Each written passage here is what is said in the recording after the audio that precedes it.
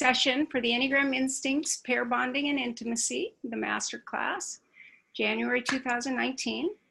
I'm really happy to teach this class because this research began in 1995, but I did a formal study with intimacy in relationship to both the instincts and the types, and it was university validated, and it just really affirmed what we all know, and that these are real. In fact, it was in 1998, and I'll go into that, but I really look forward to you working with these concepts and participating with one another. So I need to know everybody's instinct so that when we group you, so don't worry about your full name. Like Jonathan, go ahead and change to your just real small version of your name, and then like I'm sexual self-pres 874. What I'd like to do is have people just introduce themselves. Those of you that are physically here will be working with each other. So there are people that are just going to watch this on the recording rather than with us. But as many of you know, it's kind of nice to work with the ongoing group, and those of you that have added in, we love to have you here. So go ahead and Erin, introduce yourself. Gotcha. Hi, I'm Erin Adonisio. I'm Catherine's office manager, and I will be helping with all the classes. So if you guys have any technical issues you have questions about or anything you need help with, just message on the chat or email me and I'll help you. I'm here. And what she didn't say is she's been studying the Enneagram a very, very long time, and she knows all my material inside and out and is just phenomenal. I mean, it's such a gift to have her for that reason, because she's a lot of fun. And you are a self-pres 614. Sexual 614. Very good. All right. So Jutka, you want to introduce yourself to everybody? Hello again. Haven't seen you in a while. Hello. Hi. Good to be here. Really good to be here. Okay. So my name's Jutka, and I'm a self-pres sexual 4. What else did you want to know, Catherine? Just how long you've been studying the Enneagram? Probably 15 years, I suppose, all up. And I've had a bit of supervision with you over the years. A little while ago, I did my training in the narrative many years ago and co-facilitated training with David and David Daniels in Australia. I'm in Sydney in Australia, and I'm just here to tell you that it's over 100 degrees and it's 8:30 in the morning. So we're looking forward to a super hot day here. Yes, and so I teach it and run training, and I'm very interested in the pair bonding and the intimacy. I do a lot of work with couples as well. So yes, this is a particular interest to me, and it'll be lovely to be working with you again. I can also only see 4 people. I don't know if that's the other 6 or whatever are not quite online or are not quite visible, but just thought I'd let you know. But yeah, good to be here. Thank you.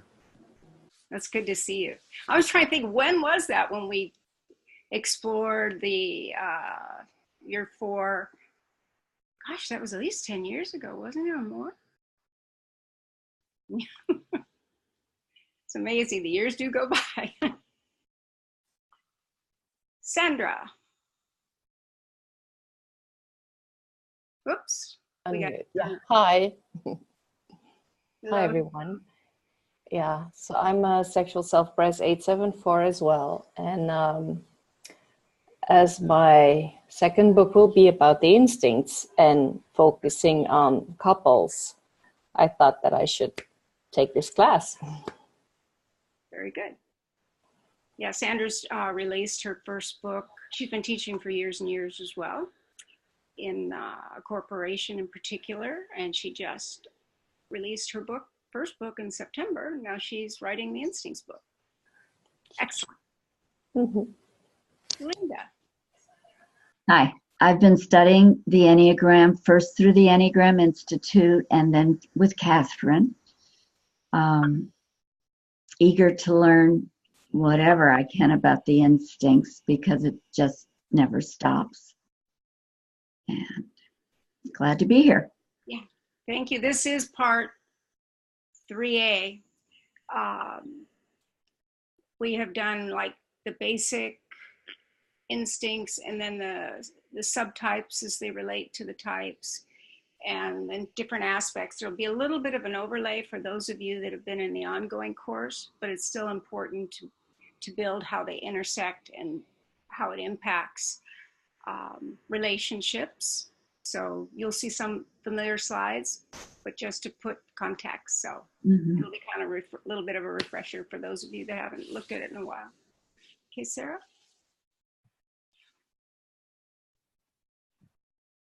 Hi, I'm Sarah. Let's see, I've studied the Enneagram for about 5 or 6 years, I think, but I've been studying with Catherine now for a year, and since working with you, Catherine, I've gotten obviously I figured out my type better, so which changed a lot. And I feel like I've gotten a much better understanding and perspective, especially with tri-type. I think the tri-type has helped me a lot. But anyway, I'm also planning to use it in my coaching, and it's been a lot of fun. Oh, and I'm sorry, I'm a sexual 974. Great. Jonathan? Oh, hello, I'm Jonathan. I've studied the Enneagram for 3 or 4 years, maybe. Now on and off, just kind of informally.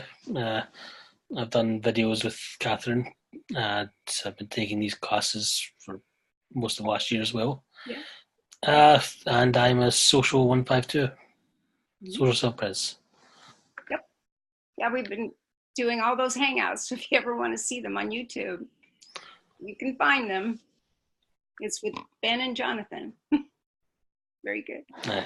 Okay, so I can't see the next person. Who is it, Erin? With this double screen, it's just too far. So I think Kai is probably next. They're going to watch it later, though. I think. Kai, if you're there, come on. He's here, but he says he can't introduce himself out loud because Yuan is sleeping. Oh! So Okay. he wanted me to introduce him. Okay. Kai is a social 648, and he is all the way in Malaysia right now, so big time difference. Yeah. And his wife is sleeping, so he can't talk, but he'll be here next time. So we have Malaysia, Australia, Germany, and Belgium. And then everyone else is in the US, I believe. So yeah, trying to get all these time zones to work. You have to get up early or stay up late. It's kind of hard. Very good, though. Okay, so Samuel. Hello, I'm Samuel. My tri-type is 641, and my instinct, I'm probably leading with sexual. That's slightly debatable whether it's sexual or social, but hopefully I'll find out more about that from this class. And yeah, I first encountered the Enneagram in 2013, and I've switched my identification with my type a few times since then, but I've settled on this tri-type the last 6 months, which I think is probably accurate. Yeah, it's really great when the 6 recognizes their 6, because then they can just start changing exponentially so much faster than when you're trying to figure it out. But it's just being a 6. It's part of being a 6, actually. Like I was talking to Rusty Hudson the other day when he was interviewing me for his instincts course. And he said, well, why am I doing all this? And I just kind of said, well, I want to help the 6s and 9s find themselves earlier.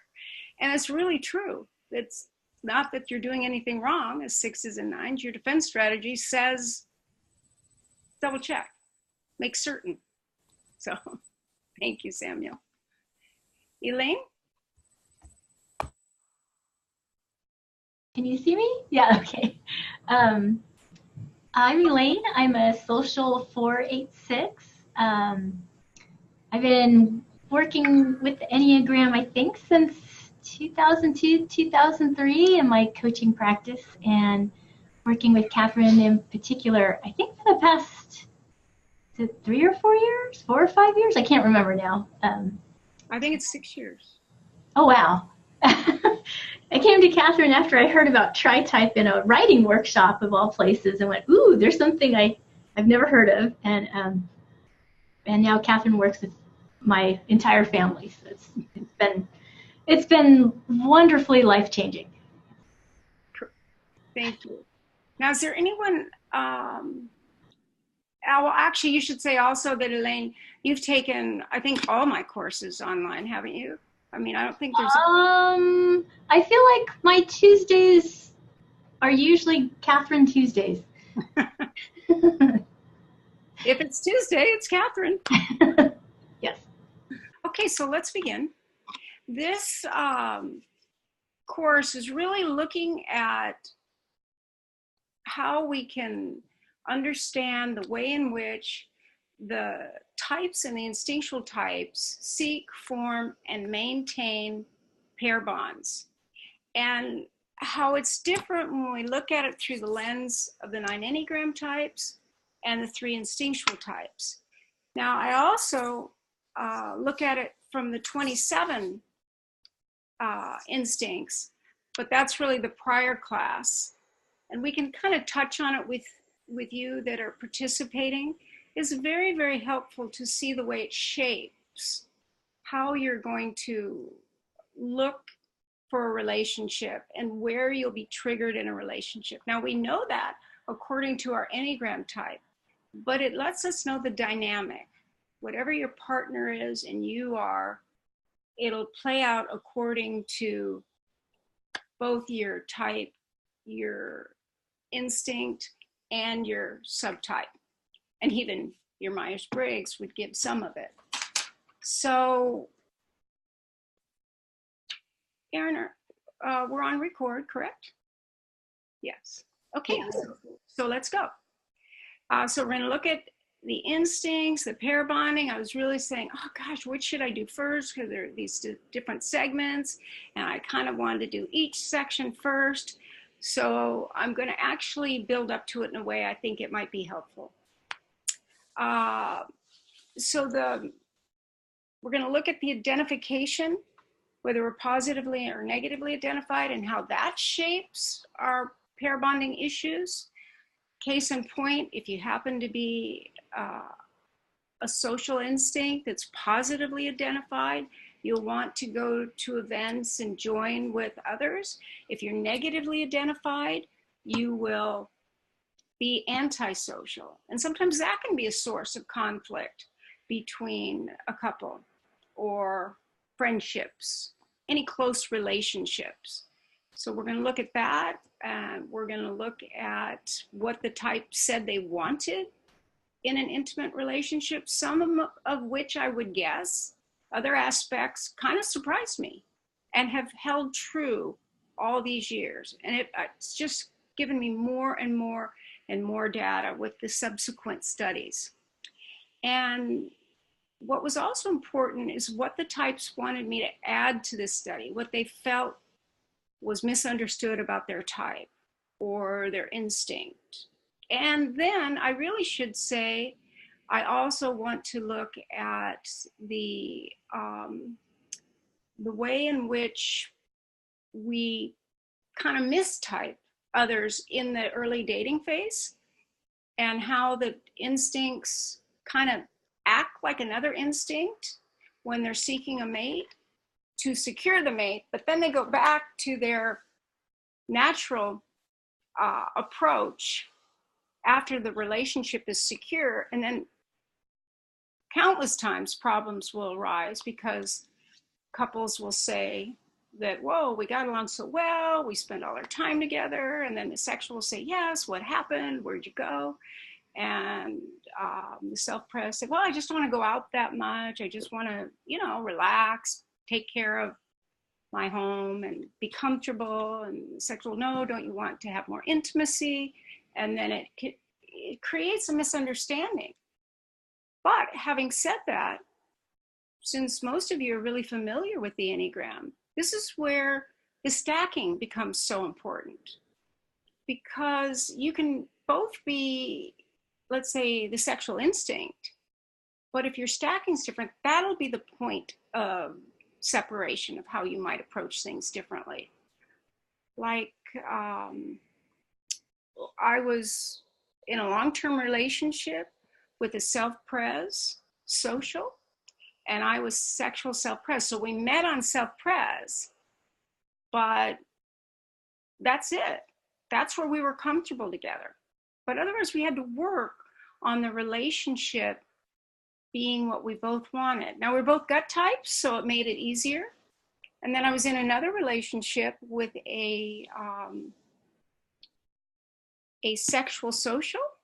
So my sexual self-pres, great, we met on the sexual, but then I wanted comforts thereafter and the ease and relaxing, just the opposite of the other relationship.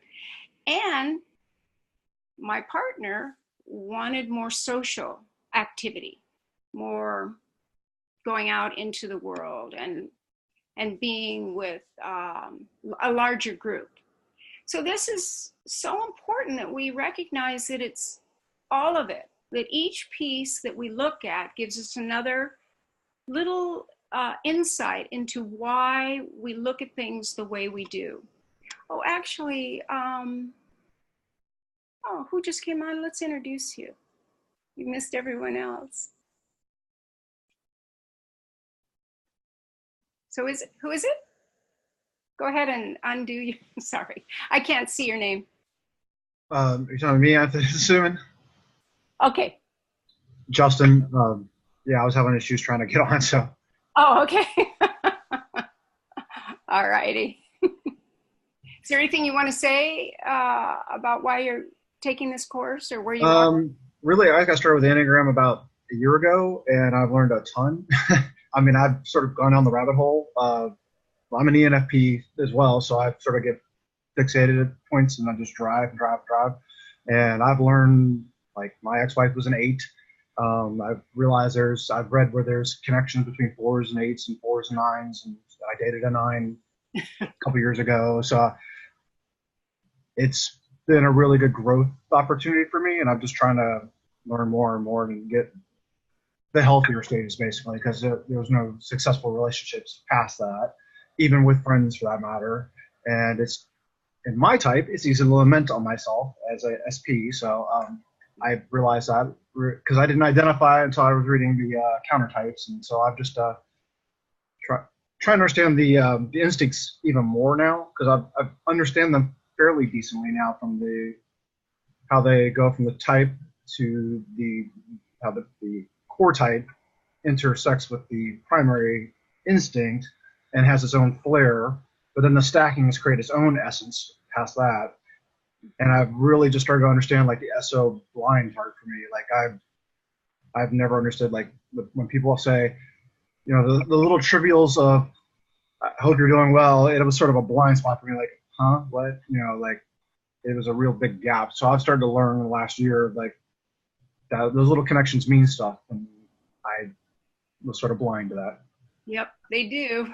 They do. And if you lead with social, you're looking for that friendliness. Yeah.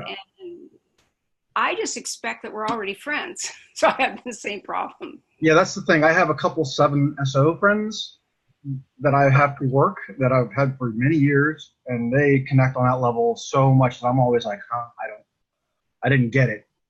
Ironically, I've gained a close relationship with a 2, not just friends, that's helped me identify some of that growth, though, and understanding that, because she explains, in a way that I see her her triggers. Like if she doesn't, like if she's not able to reach me, she starts to freak out a bit. I'm like, why? I didn't get it, but I start to see the SO reaction to that now. There's a connection that to their group. Yeah, to their group. Yeah, and they want to stay in contact. They don't need to have a long, intense conversation with everybody, but they need to stay in touch, so to speak, with everybody in their tribe. Yeah, and that's something I'm learning because it's like my stepmom's a 3 SO, and I never understood her at all. So it's helping me understand a bit better her whole aspect of having to relate to everybody's name, who they are, and it's making me less critical of that type, at least. So because I'm starting to get a better understanding of that's her trigger. Since you're a year into this, what did you think you were before you landed on Self-Pres 4? I really didn't know because all of my testing, for the most part, kept coming up with like 3 primary high numbers. It really threw me. I sort of fall across several different descriptions of behavioral patterns. And I think that's because of the way the envy has affected me in times of my life. Now that I understand what envy is, I didn't even understand what shame was, to be honest, because I always thought of it as guilt when I was having certain triggered reactions. But I've realized it's actually an emotion of shame where I've come to recognize I felt I didn't equal to a certain level of like meeting my dad's expectations or things like that in the past, that I've come to, from the SP standpoint of it, I can understand it's really tied to that automatically, like providing, for example. So like my divorce was a huge trigger for me in those financial needs and my kids and wanting to maintain those balances and feeling like I was not being a good enough father. It really triggered me a lot. So this has been huge for me. Right. Now, because you're just a year into it, do you want me to give you feedback as you comment on things? And I can say, like, that sounds like what a 4 would say. That sounds like what a 6 would say. Or do you want me to say, what tri-type do you identify with? 459 is what I tested on your site. I thought I was 479 after doing a lot of looking into it, and I didn't immediately assume I was anything, to be honest. I was all over the map trying to figure out. Okay. I'll admit the 2 tested high at first, and that was probably when I was in a really bad state of mind when I tried that a couple years ago. Yeah. My recent test, when I first yeah, I did that back in August on the site. Okay. Yeah, I keep changing it, so. I'm not sure how long ago that was for your most recent. So. Well, it's really important because just talking about relationship, which this is going to include, the dynamics are going to reveal even more about our dominant tri-type. In fact, when I began this work, I learned the Enneagram about 35 years ago. And then I just kept noticing these patterns when I would group with other 8s. And it would be so clear that we were alike in our defense strategy, but not our approach. And that according to the instinct, it would be dramatically different.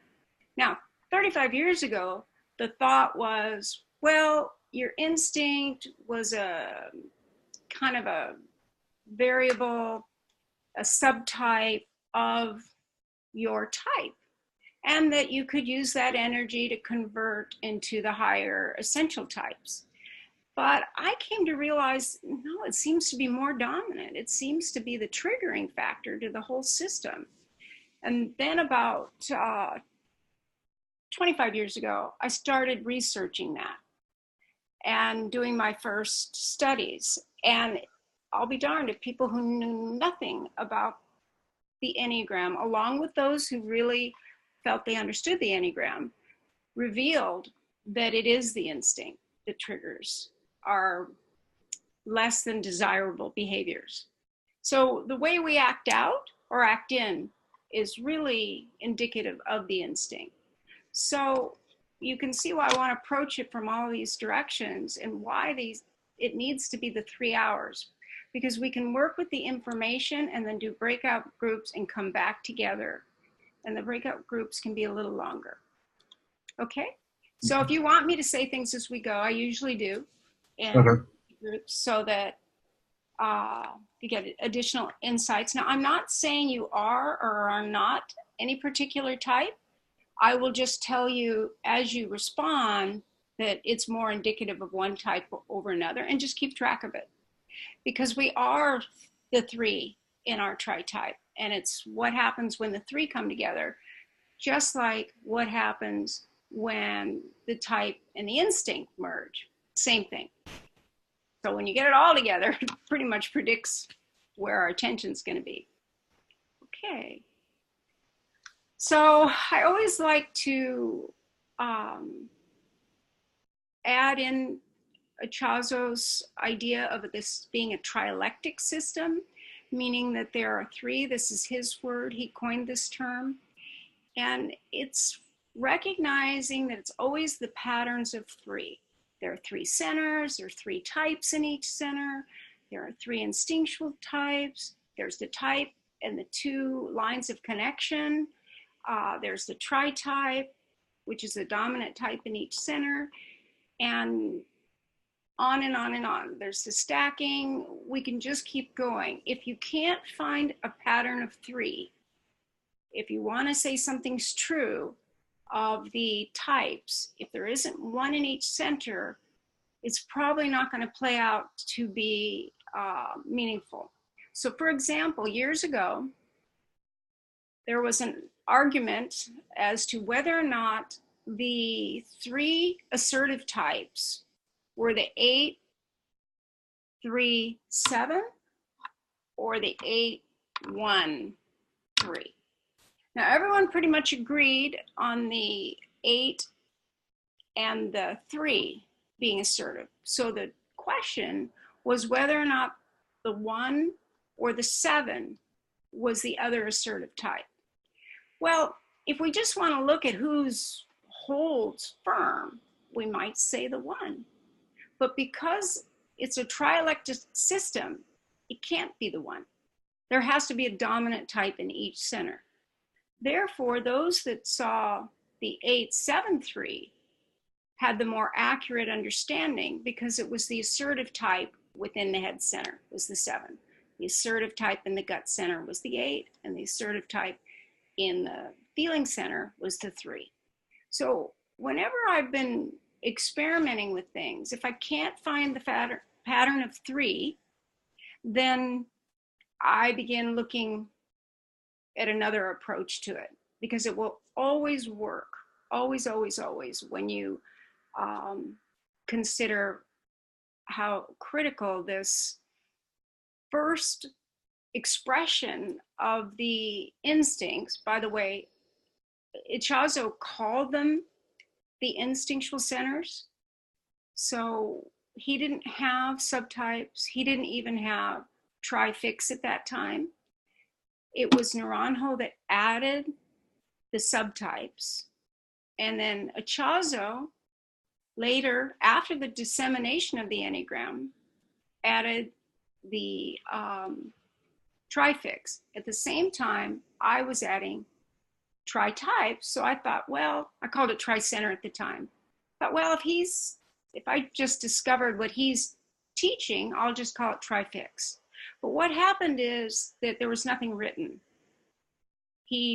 There was a paragraph or 2 written about trifix, but he had not taught anything. It's just his students told me that he was now of the mind that we all had 3 types, 1 in each center. For the very same reason that I discovered you can't have 4 types that don't have a line to all 3 centers. And that's kind of how it emerged for me.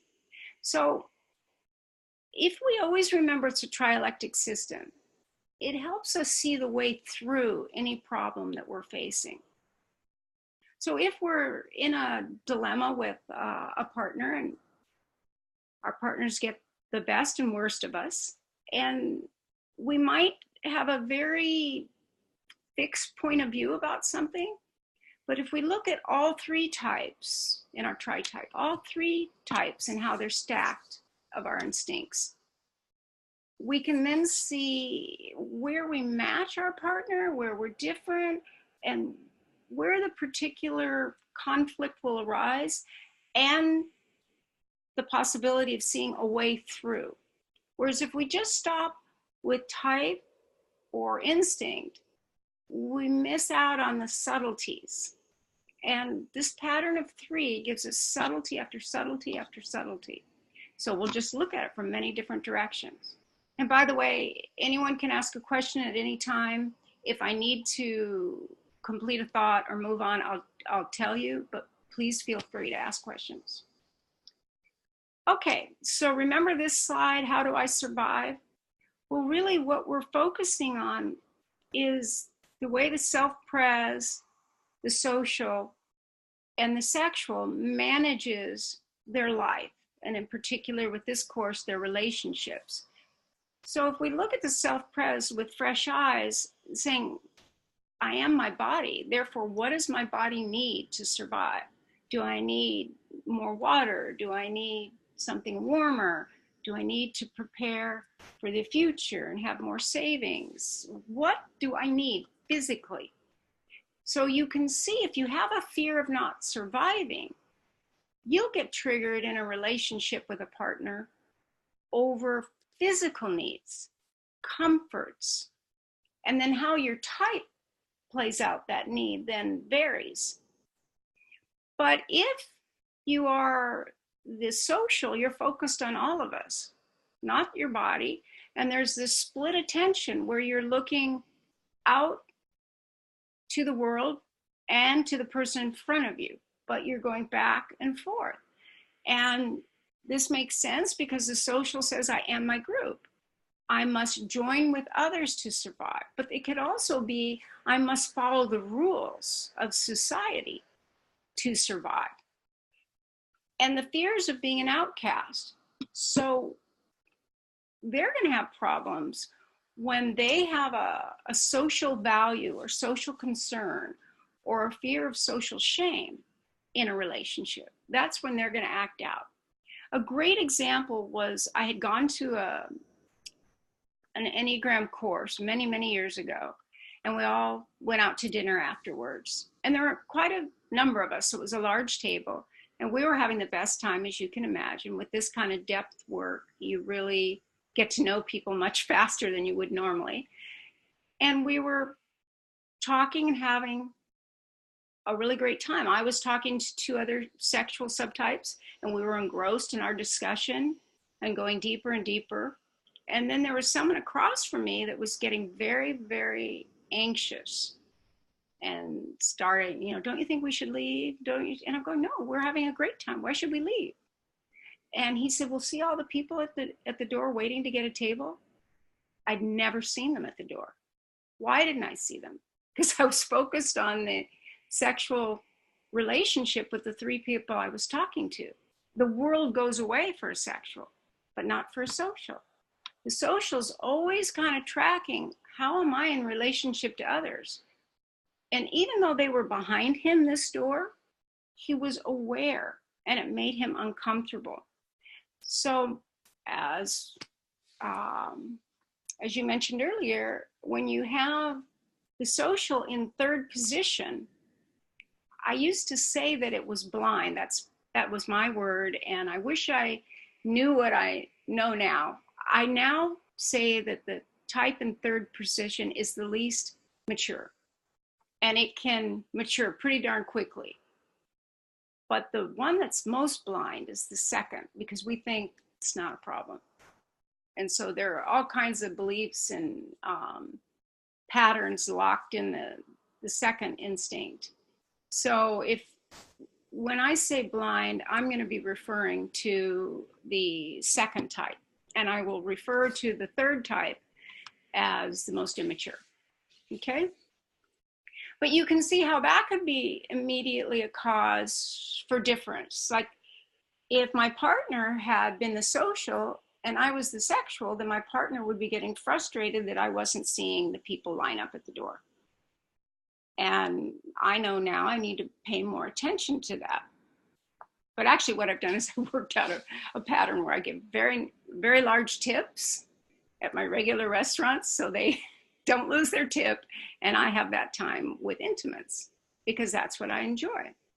So you can just see how with the sexual, it's I am my intimate relationship.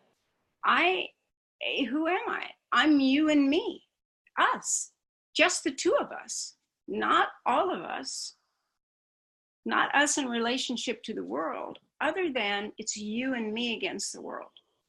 So with the sexual in relationships, we're going to want that twinship, that intimate bond that we all seek when we fall in love, but we're going to want it all the time. We're not going to want it just in the falling in love stage. We're going to want that type of meaning as we go through each and every day. We're going to be looking for more time spent in an intimate way, where the social may want to watch a TV show that's about a comedy. And a self-pres may just want to be comfortable, and maybe that'll be watching a show or not. They won't need to be engrossed in an intimate conversation. But the sexual always wants that intimate conversation. And even if they're watching a 10-part TV series, they're going to want to discuss it with their mate for the deeper meaning. So think of the self-pres as wanting to go down to ground, and the sexual wants to go up for excitement, so amplifying rather than calming. And the social is trying to do both, trying to measure, but is really going sideways. The biggest feature that I notice with socials is that they look at you and then they notice what someone else is doing and they come back. Now, the only other type that does that is a 6. So if you see someone constantly looking at you and looking away and looking at you and looking away, you have one of those two types, or both. You might have a social 6. Does that make sense? So I'm going to weave through these nuances as we go, because it's so fundamental that it's not that our mates are trying to make us crazy. It really is the more primitive aspect of our survival strategy. It's like it's what keeps us grounded in reality. So I'll go into that more as we go. So you have a handout that has these core fears, the idealized self-image and the core fears. And you will need this when we work, every time we do the breakout group, because we're always going to be comparing your type's need with your instinct's need. So when I go back to this slide, if your fears of not surviving, what is it you need? You need to have security and certainty. If you have a fear of being an outcast, what do you need? To be included and to have a role, to find ways to join others. And if you are struggling with a fear of being undesirable, what do you need to do? You need to adorn or amplify your attractiveness in whatever way you choose to do that, so that you will be desirable to the person that you want to attract, not just to anybody. Because here's the key thing, is that the sexual does not need to follow social norms, that they need instead to follow what they like in the way of attractiveness. Now, there will be elements of what's in style or in fashion, but elements, because they're much more individualistic. The social is the one most inclined to follow the social trends, and the self-pres is most inclined to choose clothing that is long lasting and durable. That's kind of the same with our relationships. The sexual wants a relationship with greater individuality and intimacy, like the two with your own private world. And the social is looking for a way that their partner and they can join with others. And the self-pres is looking for a little of all of it, but no demand for any of it. Okay, so when we are looking at these types, you're going to go back to the key points of each type and each instinctual type. So whatever type you are, you're still going to have the issue of your primary focus of attention. The 4 is still going to focus on what's missing. The 7 is still going to focus on what's possible or options. The 1 is still going to focus on what's wrong and needs to be improved or corrected. So you want to always include that as in your discussions in the next 3 sessions. So the instincts. When I first studied them, they had very simple terms, but I just added to them. There was nothing wrong with the terms. I just felt that it was more than security. For example, self-preserving. It was safety, security, and a sense of well-being. And each type does that a little differently. So the self-pres 1 is going to be a little different than the self-pres 3, 7, and so on. Now the social, originally it was just seeking groups and community, but really what I found with the research is how to identify the antisocial social, where they're searching for others, but then finding fault or feeling unsafe, but they're still talking about others, groups, and communities. They always know what's going on with politics. They always know the politics of their company, what people are doing that are in their neighborhood, what people are doing that work where they work, and on a more pleasant way where you just converse lightly. That's the social instinct, others. Being alone is not safe enough. And think of these all as biological imperatives, that if we go back in time, or even if we had a catastrophe wherever we live now, the first thing we would do is take care of our body. That's self-pres. We'd look around and make sure we're okay or stop the bleeding, whatever's needed on a physical level. And then we would need to search for others. Because when you join together in a catastrophe, which we've seen over and over again with so many catastrophes in the last 10 years, all the different bombings and storms that have really put people in a situation where they could appreciate helping one another. And that's what the social gives us, banding together to have more safety and security. Like maybe I couldn't fight off that saber-toothed tiger alone, but if there were 12 of us, we could. It's all relative. It's an unconscious need to be with others. So even that antisocial person is still wanting to be with others. It's just an uncomfortable feeling.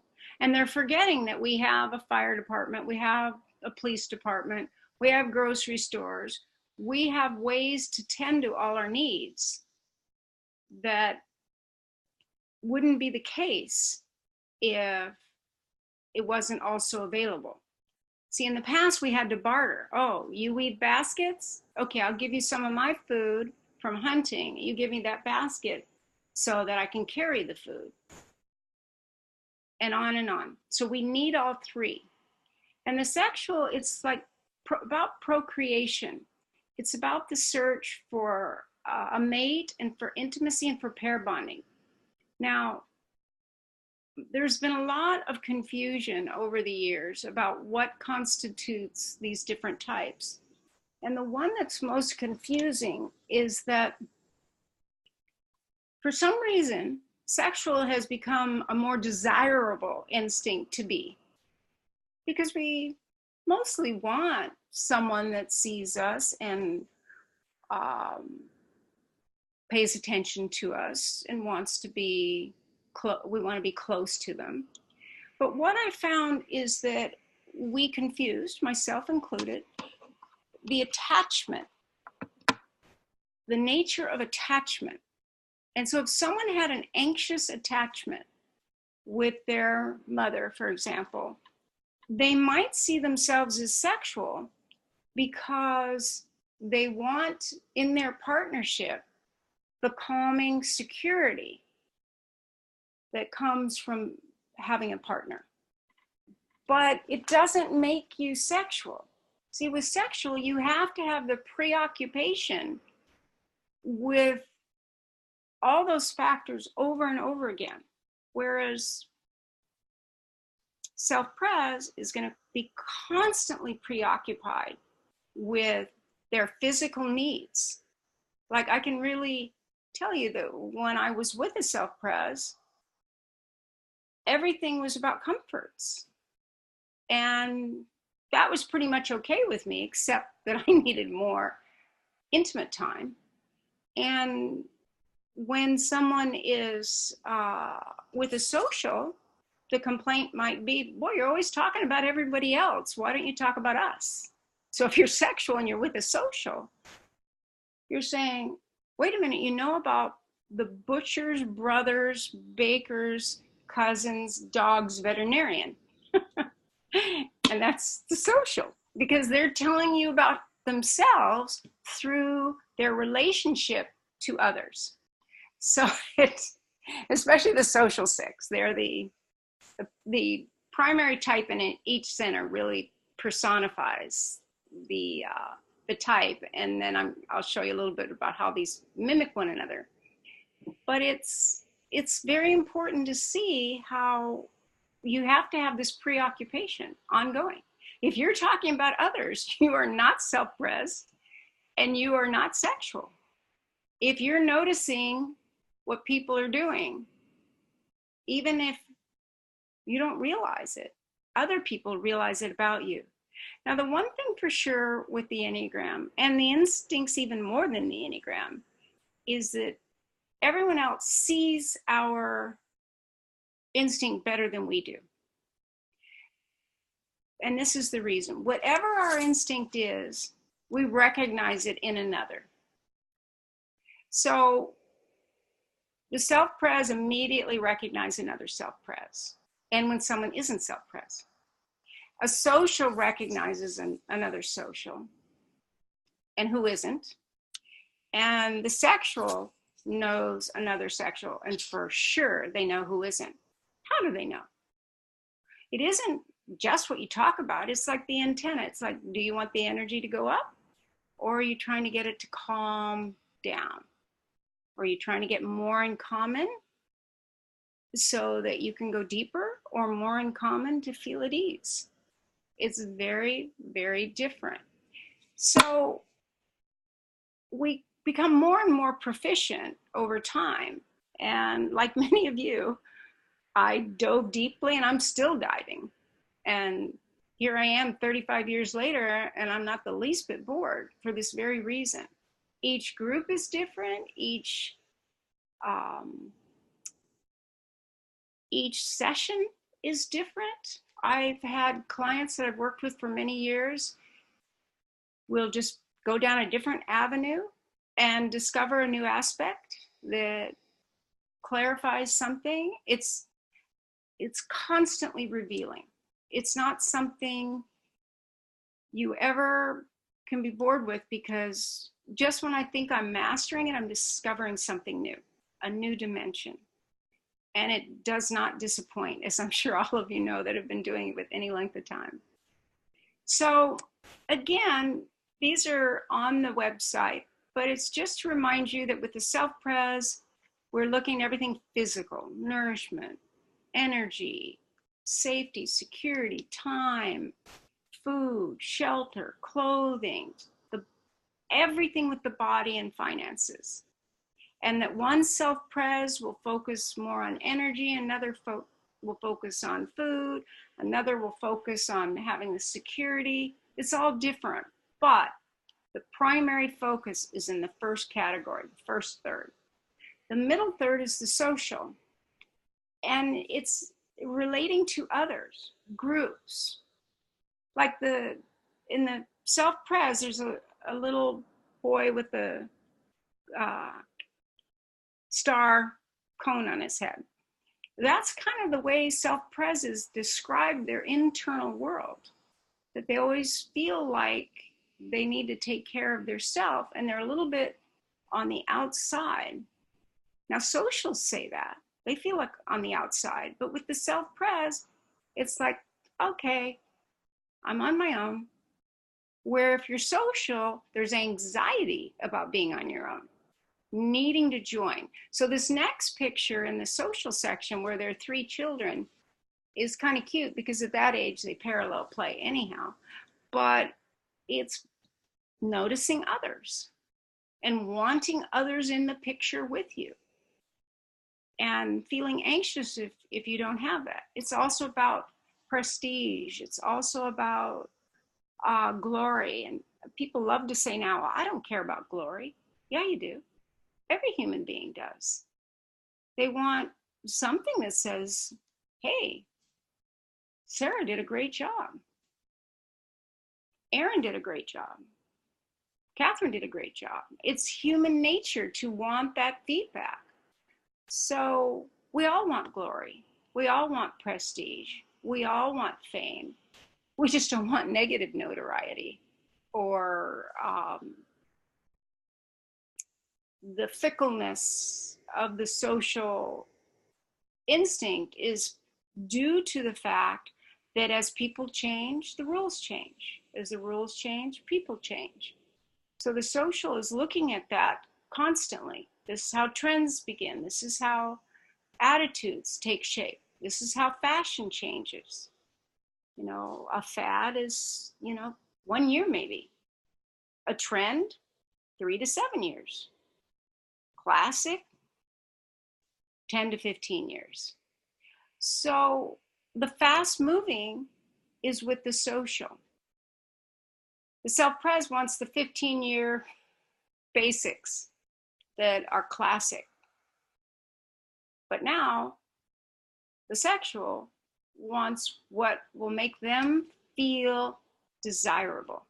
Now, it doesn't mean all sexy. Any of the types can want to be sexy, by the way. It's what kind of sexy? And the sexual instinct wants to draw the people of their choice close. And they kind of repel those that they're not interested in.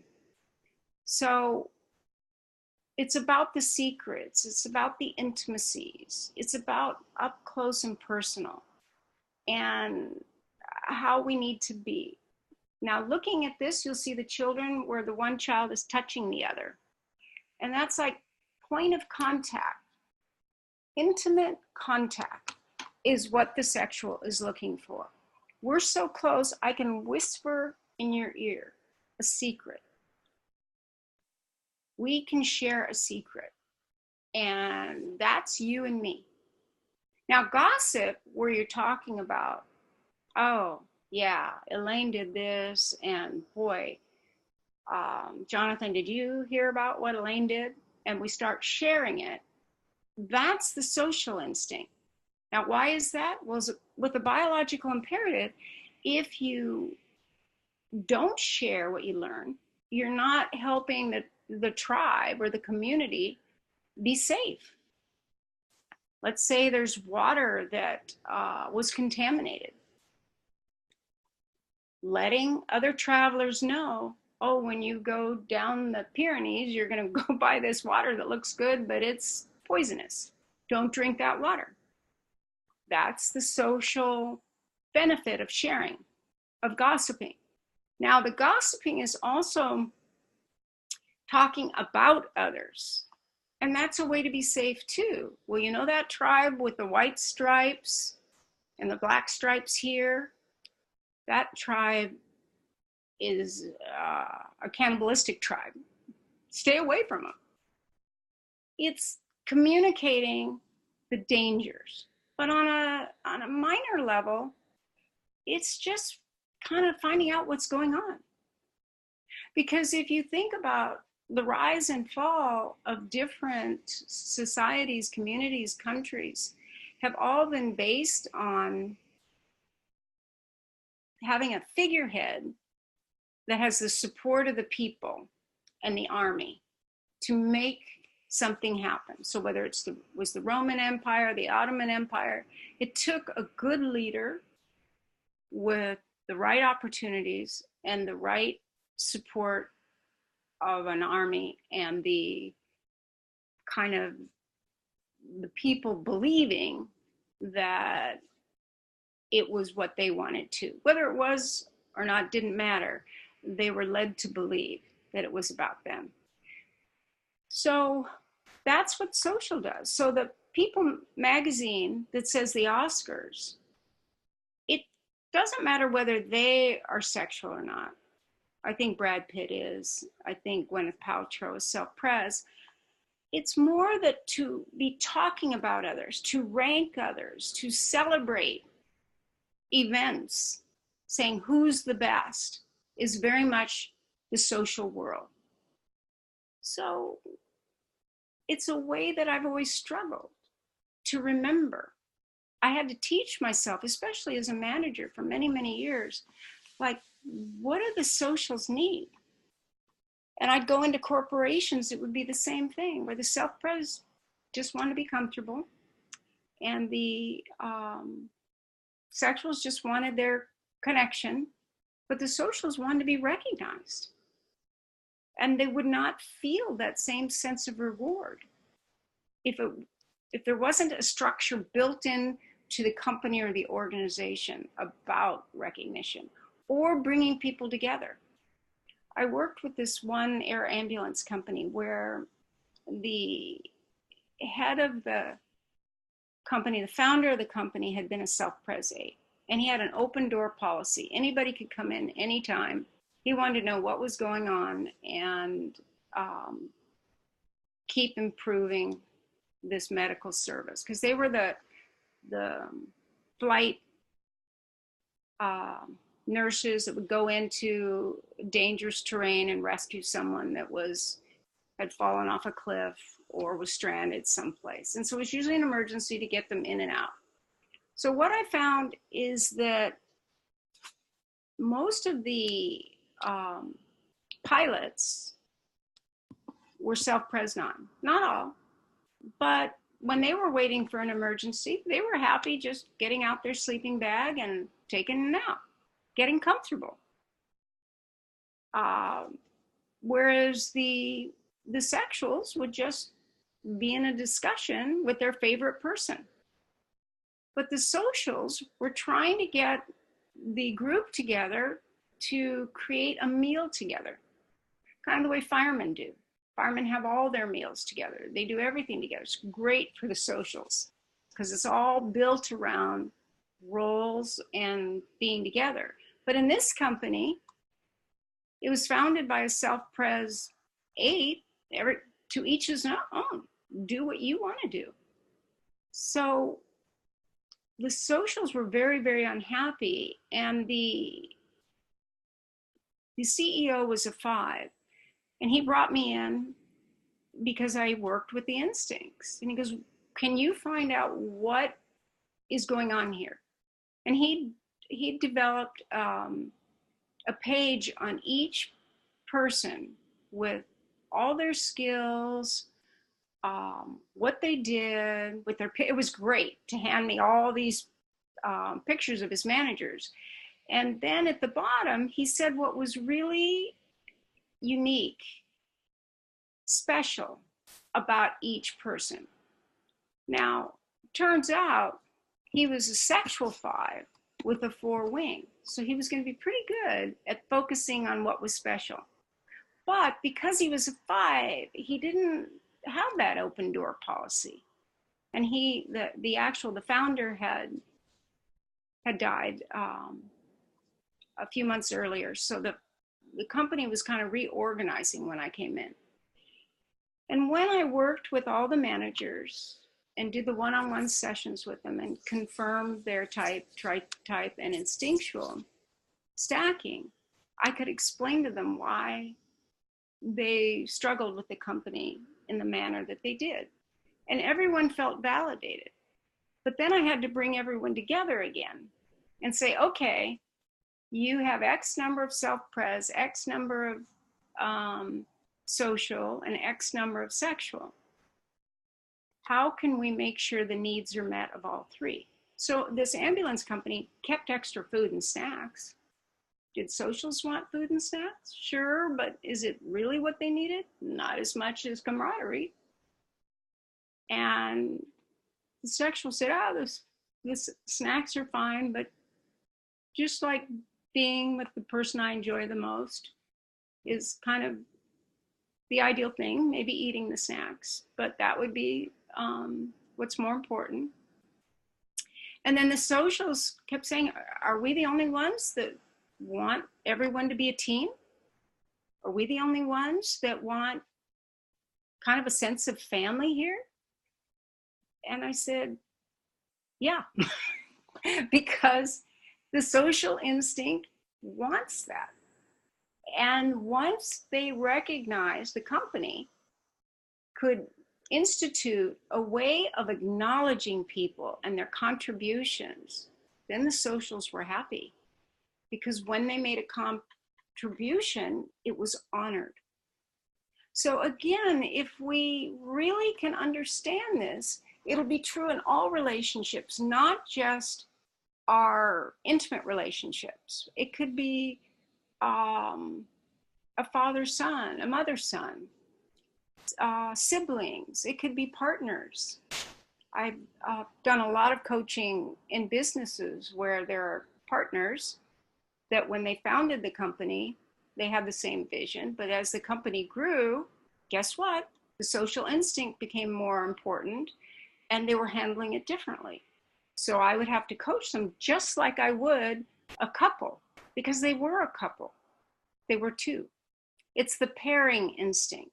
They had a business together. That would be like a family together. It's just the same. You have to work with the same principles. So, yeah. I have a question if you have a minute. Sure. Yeah, so I'm wondering about the sexual instinct. To what extent is this related or not related to hormones and neurotransmitters that are involved with sexual arousal and attraction? That's a great question. And I would say 2 things. I think we're going to learn a lot more about that. Like just like with the DNA, we're finding out the warrior gene and the empathy gene and all those factors. But what's different is that all types can be aroused. It's that with the sexual instinct, it's the emotional attachment to the arousal that we're seeking to repeat over and over again.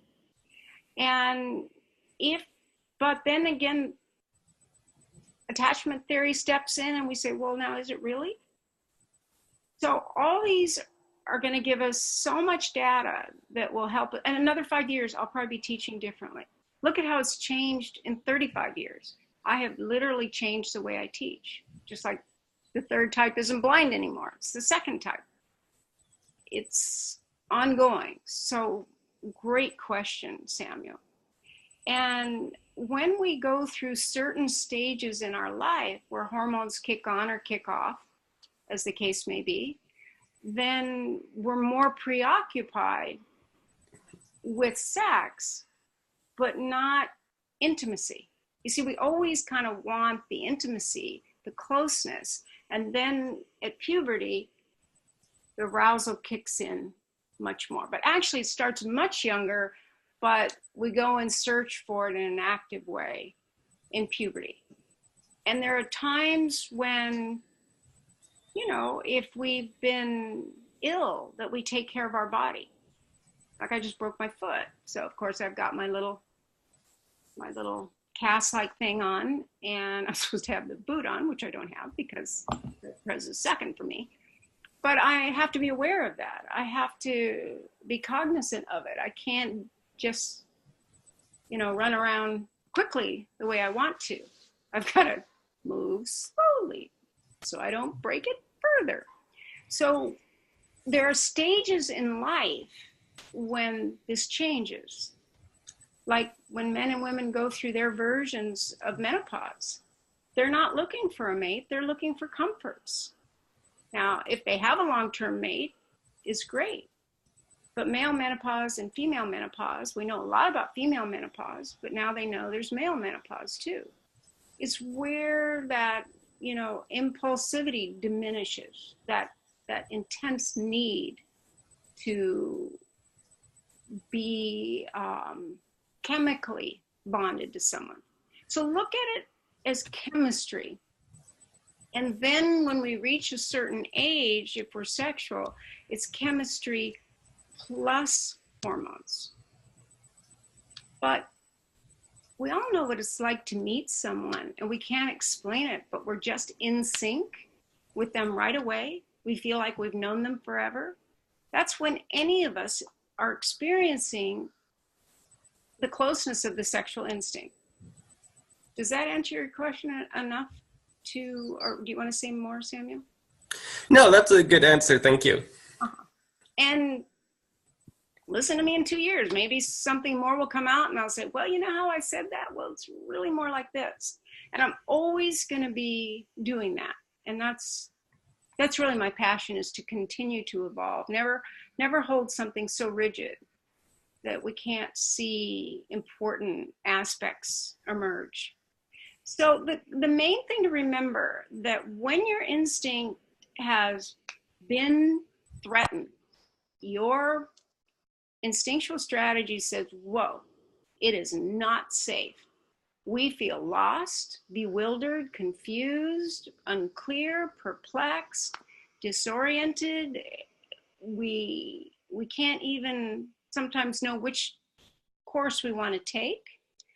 Or when that happens, we immediately act and then regret that we didn't take a moment and consider it.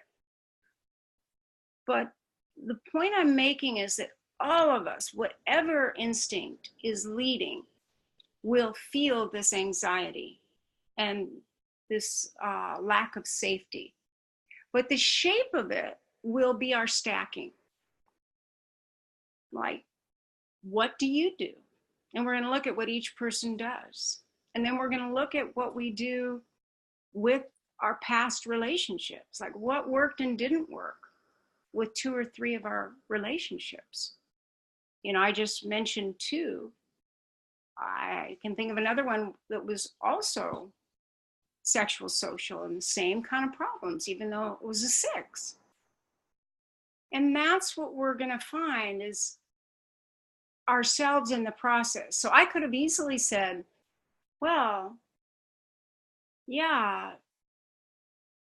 I am having this problem with not getting the closeness from a mate.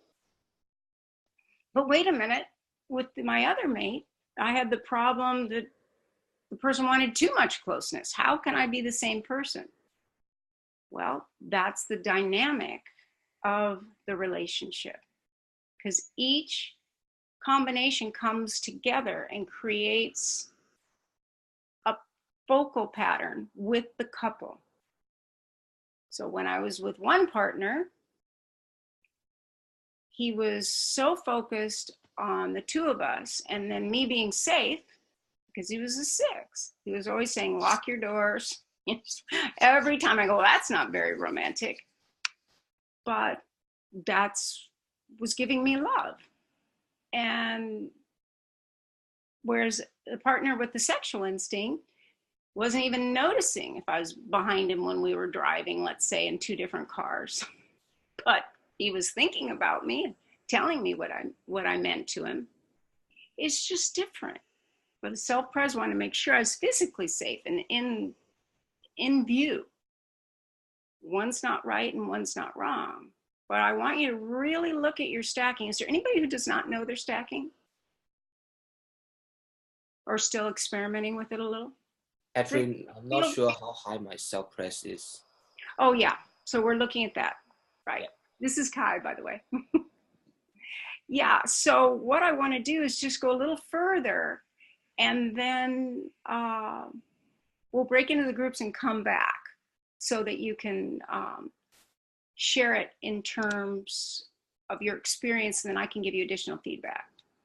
So remember, for those of you who've seen this, it's just like, think of your instinct as like the lighthouse. It's constantly searching for danger and trying to help you avoid it or getting you to do something about it.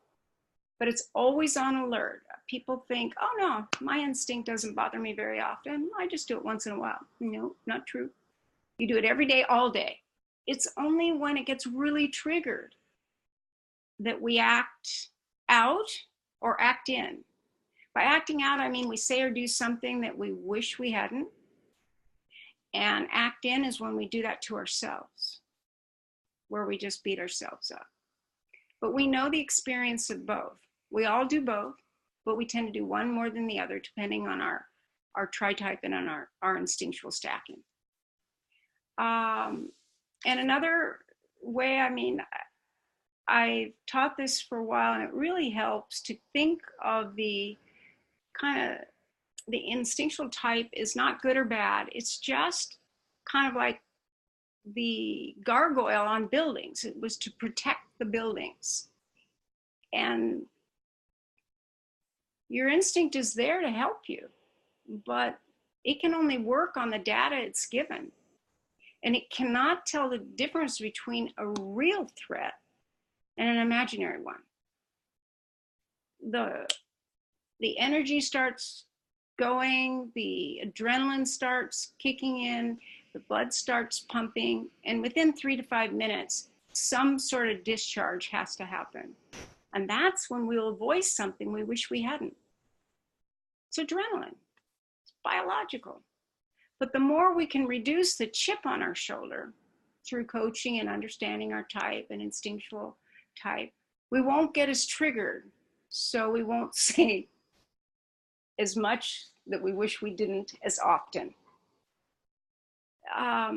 So with the self-pres, just a quick reminder, everything having to do with finances, taste, traditions that are conservative, the relaxation, clothing that's long lasting, taking care of the body, or it could be medications for the body, or supplements. Like I take supplements, but it's kind of because I have to, not because I want to. But if I was self-pres, I might do it just to be healthier longer, in my mind. So what the self-pres wants is the harmony that comes from peace. Whenever they are often a tourist, they'll take pictures of settings and sunsets, whereas socials will take pictures of the people they met on the trip. And the sexual just take pictures of themselves. Now that there are selfies, you can really do what you want, and you can hold them out. I mean, this one self-pres 7 client, it just looked like she was having all these selfies everywhere. And I go, oh, are you traveling with someone that is taking your picture? She goes, oh no, I got this. It was when they first came out with the extenders, so she could take a picture of herself in all these different places. But she's looking this direction. I'm thinking, oh, someone's taking the picture. But now we all know about those, right? And the extenders, you can attach it to the back of your phone now to hold the phone steady. That's how much we're a society of looking at ourselves and what we're doing and sharing it with others. Now, the going online and sharing it on Facebook is a social endeavor. Now, are we all social subtypes that do it? No. But if you listen to what the person talks about, you can see the instinct. Like I really only go on when I have a course, which would be a necessity, let's say, Or I'm talking about an intimate friend, a birthday for an intimate friend, or about my son Spencer. Whereas the socials will kind of give us the pulse on the activities and events in their life. And the self-pres may take a picture of the food they're eating. Now, there are exceptions to all this. Like I might show food like a joke. My friends tease me. Like when I was in Belgium with Sandra, I saw the waffle that was the best waffle, and we took a picture of it. But that's because of my sweet tooth, not because of food. Does that make sense? So there's going to be every variation. Now we need to take pictures. My very favorite when I'm back in Belgium in March, and I'll try to. We'll have to eat it before I'm teaching, or after I'm teaching. But it's the two favorite foods, and I got them both in Belgium, so I'm going to be happy. And then the Belgian chocolate, I was very happy. But otherwise, that kind of does it about food. But if you're taking pictures of your food all the time, or talking about how you chopped up food, or you spent all day Sunday doing it, there's a chance that you're self-pres, unless you're really sick. But even if you're really sick, you'd have to be self-pres to report on chopping up food. Whereas it wouldn't appeal to the sexual at all, because it's not about intimacy at all. And the self-pres could do it if they want to keep their body healthy. They'd be proud of it. The social might do it if they had friends that were doing it. This is starting to make sense. So, but what the self-pres wants is this tranquility. There's no one else in the picture. It's just beautiful waterfall, beautiful sunset, something that gets you in touch with yourself. Now, we can all appreciate a beautiful sunset, but it's the self-pres that's recording it and prefers it. Like I went to a self-pres 4's home. I was teaching the Enneagram, and he wanted to show all these pictures as an example of him being a sexual 4. And I said, well, who did you go with? He goes, oh, I just went on my own. I go, did you meet anybody there? He goes, no, I just have these pictures. And he had picture after picture after picture of buildings and beautiful, beautiful photography. And I said, why do you think that you're sexual versus self-pres? And this is a common misunderstanding. 4s all want closeness and connection, but they want the role. They want to become and find that ideal person that matches them. Whereas the self-pres wants that closeness, like the best strawberries, the most beautiful strawberries, but they'll still prefer talking about strawberries to talking about an intimate moment. I was working with this one self-pres 4 that thought she was sexual, and so we had gone out to lunch. We were working together, and this is when I was first doing the research on the instincts, and she said, well, no, I'm not sure, Catherine. Based on what you're sharing, I'm not sure. So we went to lunch, and as we were served our food, I happened to be, for an 8, really opening up and saying something deeply personal.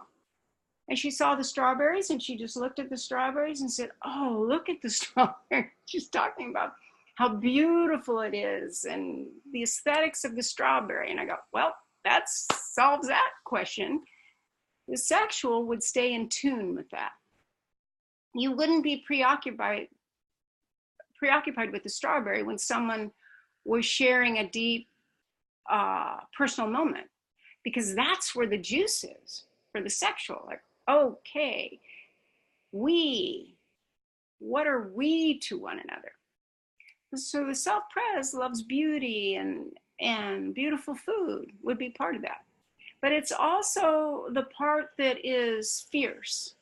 So sometimes people can think that they're sexual because there's self-pres that's fierce. No, self-pres can be quite fierce, but they'll be kind of keeping to themselves, threaten their security or something key, and then they are like, "Urgh," and they can be very fierce. And again, the autonomy.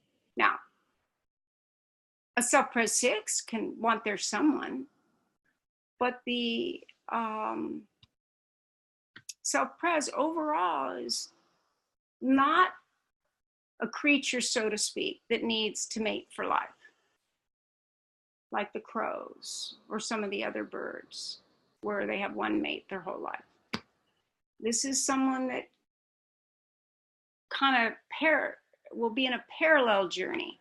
So in relationship, this is where they get into trouble with their partner, is that they just want to tend to their basic needs and think their partner will do the same. And if they have the same needs, it works, but it doesn't when the needs are opposite, as we know. It's also kind of that self-reliance. So sometimes people that have a very strong self-pres can think they're an 8. It's one of the common mistypings. They're really strong self-pres because they are fierce, they are self-reliant, or believe themselves to be. And they are more than the other instincts in a way. And the attunement to the body, wanting that harmony. I know yoga is a trend now, but it's a great way to tend to the body in a beautiful expression of it. I mean, it just looks like ballet. I mean, looking at it is just beautiful to see a pose like this. Now, I love the the Christmas cakes because they last forever. I don't know what's in them, but you can throw them against the wall and they'll still stay intact. But I was teasing about that with the self-pres, and they go, oh no, if there was, you know, some sort of catastrophe and you happen to have one of these cakes, you'd still have food for a while. I hadn't thought about it that way. It was self-pres 6, by the way. But it's just recognizing that there's a different way of looking at the same thing. So calculating how much money you have or don't have and tending to it on a regular basis, even when you should have enough. I had a client that was self-pres, and we were in a group, and I was teaching to the whole group, and her friends were saying, oh, how can you be self-pres? You know, you grew up with money, you have money, you've never had to worry about money. And she said, yeah, go figure. That's how I know I'm self-pres, she said, because I have plenty. I don't have to worry about anything. I have good health. I have money I'm going to inherit. I already have money, but I still worry about it. I still worry about losing my money. I still worry about not having the comforts that I will need. And that's the thing to notice. What do you still worry about? And then this one I had originally to symbolize money. And then the self-pres said, well, that's someone trying to fool you because it's only one $100 bill and all the rest are $1 bills. And it is true. And I hadn't noticed that. So I left it in because it's where does the attention go? Like I probably would have eventually noticed that, but it was actually someone in a course that was self-pres that mentioned it. Now, you could have not been a self-pres and noticed it, but the point I'm making is that it isn't any one thing, it's the pattern of attention. Are you all 10 things for the self-pres? Then it's possible that you might be, but don't let behavior make the decision for you. Just let behavior be a guide, but the decision has to be that felt sense and the discomfort, and kind of consider which instinct you don't want to be and why. So we're going to come back to that in a minute. So the social, very quickly, it's all about aspirations, politics, people, places, gossip magazines, hierarchies, celebrating all our what's going on in the world. So many pictures of the images of the world of the planet came. Groups and etiquette and different etiquette in different parts of the world. All this plays into the social instinct. Each country has their own culture, their own rules. What's acceptable in one country is not in another. I remember as a 12-year-old, I had met some kids from the UK that were in Switzerland where I was. And just as a joke, I said, you know, bloody hell, kind of like making a joke. And they go, no, you don't say that. I go, you don't? Isn't that a joke? No, it's not a joke. So they, at that time, it was in the 60s, a long time ago, but it was not okay to say that. Whereas in the US, we made a joke about that terminology. So there are some things that are okay in one country that aren't in another, or for a certain age bracket, just very, very different. And that's where the term when in Rome, do as the Romans do. It's respecting wherever you are, and it's the social that gives that to us. So are you tracking that? Are you noticing different cultures? Now, the thing about social is you could miss the cultures too. You could be oblivious to it. It's both extremes. But it's like, how do birds know how to flock in such a way that they don't run into each other? Like, I have these crows that I feed that will come and land on my wires, and they'll come at once, all at once, and they line up. And except for the babies who take a minute trying to land, they just all landed at once. They're in sync, but in sync in a group. The sexual wants in sync in the pairing. The social wants in sync with that flow, the natural flow. This is what we all want, to be in harmony with others. Self-pres wants to be in harmony with nature. Same thing with the horses. If you've ever seen horses running and turning on a dime, it's extraordinary to watch. How could they be going so fast and not like clip another horse's hooves, or any herd of any kind? How do they do it? It's a sense. It's that flow again. Or the teamwork, the cooperation of the social instinct. Like I mentioned, if there was a saber-toothed tiger here, I'd really need others to either protect me or pull me out of the way or help me defend myself against that saber-toothed tiger. And that's what the social instinct gives us. Again, the protection that comes from being in the middle, if you're a herd animal, if you're on the outside or too far out, you're in more danger. And that's the way the socials feel. They want to be in that flow of whomever they determine matters to them. And if they get too far out, it feels dangerous to a social. It doesn't feel dangerous to a self-pres or to a sexual. We're not noticing it. In fact, we need to learn to notice more, or be sensitive to our friends, partner, children that are this way. My elder son, social 6. He was always aware of this. I go, don't worry about it. But that's before I knew the Enneagram.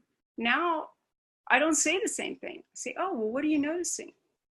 Because it's how we get the most primal data. It's like how secure we're feeling. What is going on with us? Our instincts will tell us. More than saying, well, I like to do this and I like to do that. I notice I do this. I notice I do that. Especially if you're 6, you have to say, okay, now standing outside of that, looking at your behaviors, but then not going with behavior, but go with what you talk about. That's what tells us.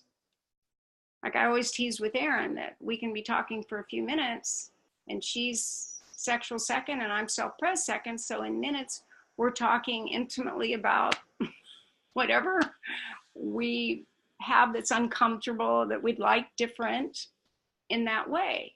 So that's what happens with couples, is you're going to go to your top two instincts. The third one can be a dangling instinct, or if you have the pattern where one instinct is really dominant, then you have to soften it up a little.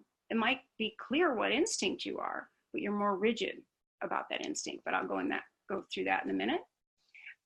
Any kind of social event grouping, all our rites and passages, whether marriage ceremonies or funerals, death ceremonies, these are all the social. So all the beautiful transitional traditions that we have are the result of the socials. All the art and culture we have throughout the world is the result of social. Now, someone say, well, can't you be all three instincts and create art? You sure can, but who's going to fight for that art to be visible for the society? Socials. And a culture doesn't have the money, time, or energy for art until the basic self-pres issues are met. And then, when there already is a city, then you start bringing in things that characterize the city in a unique way, which would be the sexual, and it's the social that will fight to get that in their city, in their state, in their country. And think about all these things throughout the world that, you know, the Eiffel Tower, most of us have seen that in a picture at the very least, and that's due to the social instinct that came together and got that as a part of making it happen at the time of the fair, at a very progressive time. Whereas in the US, we have the Statue of Liberty. We're just known for that. But we got it from the French. So each country has something. Wherever I go, each country is known for something in particular, and they'll have beautiful versions of it. Ranking, we couldn't have armies or governments if we didn't have roles. It has to be very clear what people are doing, and the socials want to know where they are in the chain of command. What role do they have in their partnership, in their intimate relationship? What are their roles? Whereas the sexual is just looking for the romantic role, and then, yeah, we do have to figure out who's going to help with what. But the social will feel uncomfortable if it's not clear to them how the couple is going to go out into the world. And if the socials have a partner that goes with them to their events, they're very happy. Very happy. But if they happen to marry someone or be linked up with someone that's kind of anti-events, that's really hard on a social. But out of this, with these hierarchies, you still have to have a leader.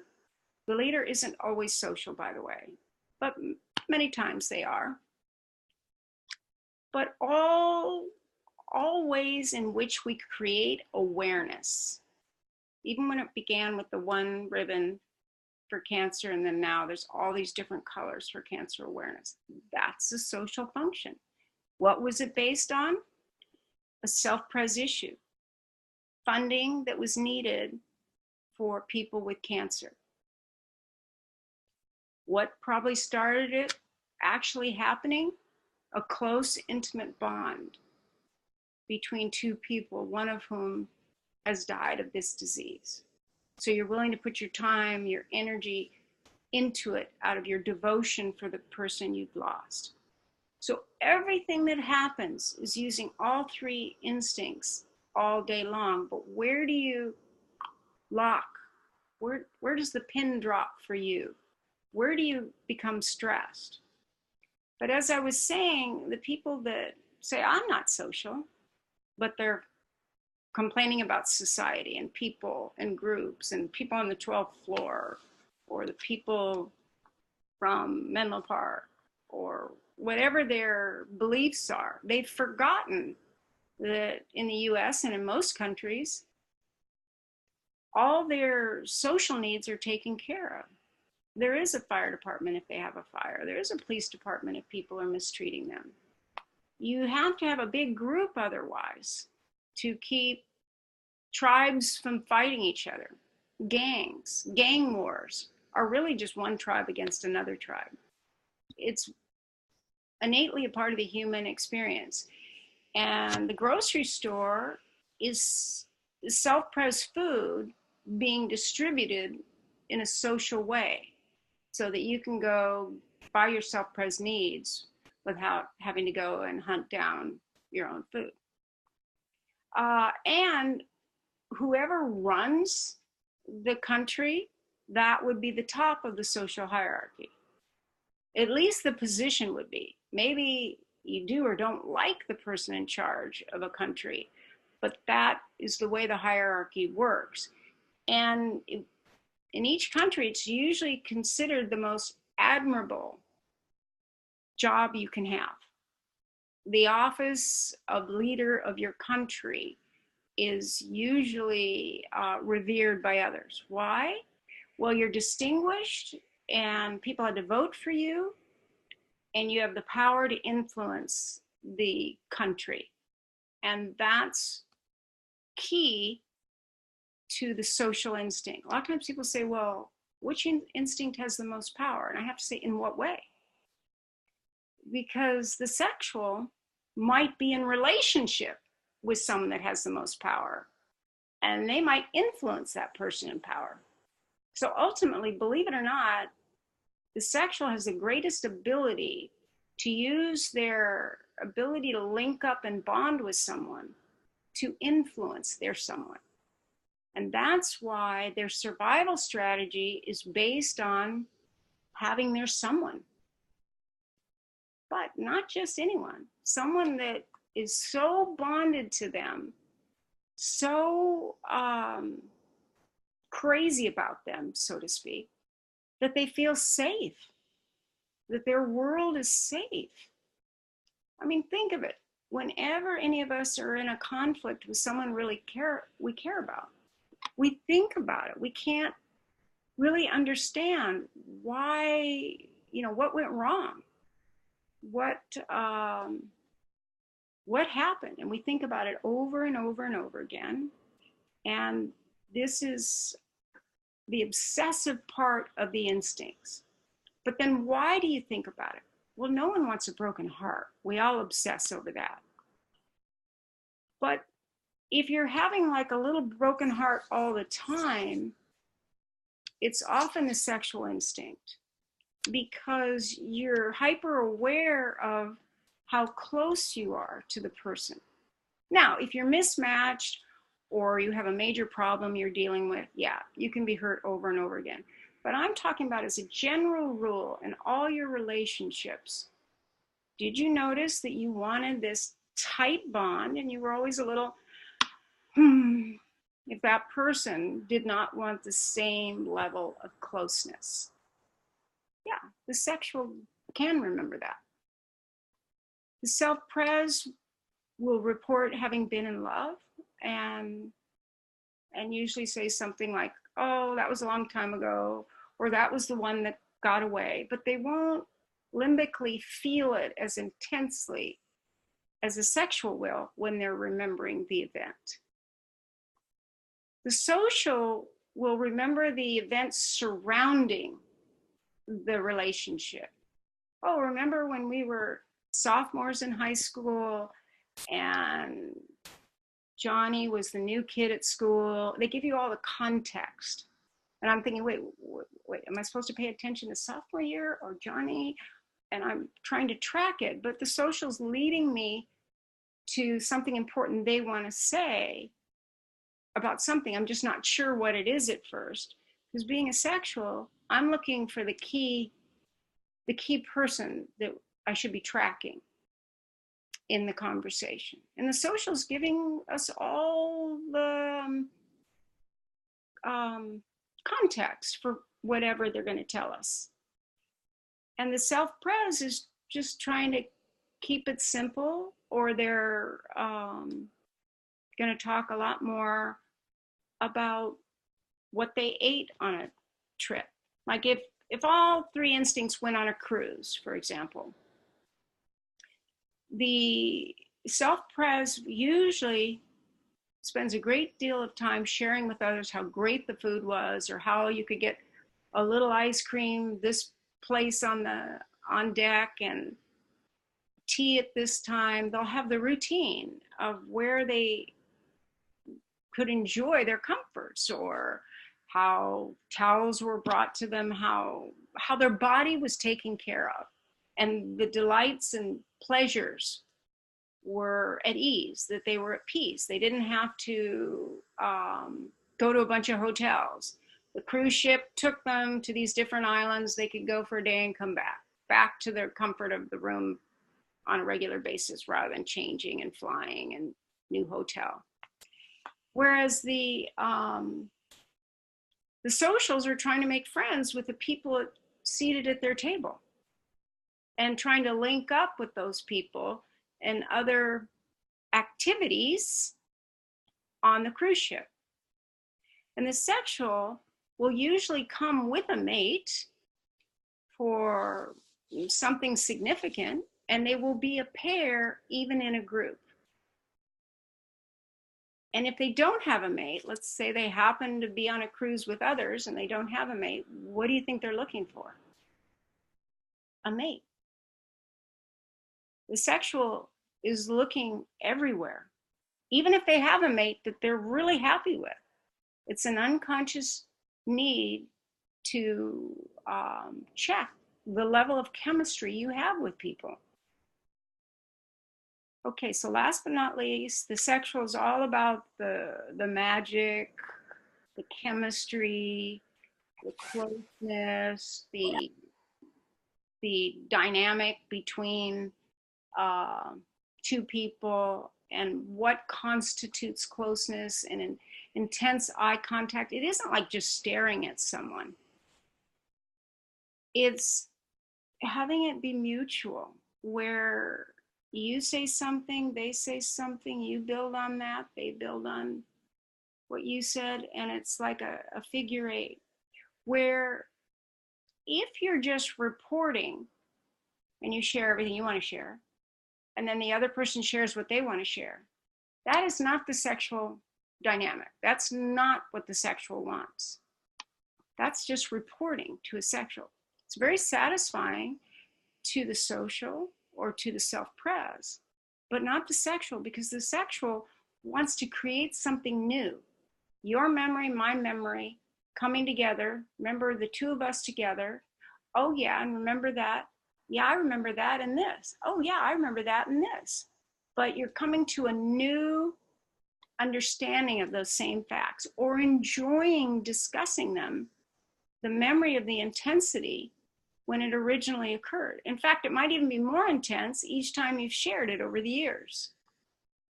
But it's about this. I mean, a lot of people might think this is too dramatic, but it's about that union, fusion, not having rules. The sexual instinct breaks all rules. Chemistry doesn't follow the rules. And it's kind of the idea of the magic. Now, any type can be in love. In fact, the most romantic type is the two. And the kind of the flowers and the candy is very much social two. Social 269, to be more specific. But the sexual instinct is about all of it. Kind of the fragrance, the way someone smells, what they're wearing, the allure. It's not just wanting someone that you're close to. Self-pres wants someone they're close to. So it's very important to say, okay, what kind of closeness? What are you talking about? What is the other person talking about? And what struggles do you have? So quickly, let's go through these. It's inner contemplation, going inward and connecting. It's the balance of the yin and the yang, the masculine, the feminine. It's kind of fighting for dominance, like the sexual instinct. This would be the time of year, mating season.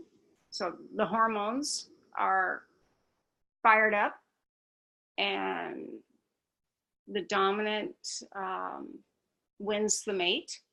That's in all of us. But if you're sexual, you're going to try and be that dominant person. If you've selected your mate, you just can't tolerate your mate with anybody else, desired mate. The display, now we all know that we teach that the threes are like the peacock, but not just the threes, the sexual instinct. And I want to clear a lot of misunderstanding up around much of type of the sexual instinct was put into type 4. So much of the time I have to kind of clear that up because it's been in all our books, mine included, and it just can be misleading. But what we're looking at now with the instincts is primal. It's not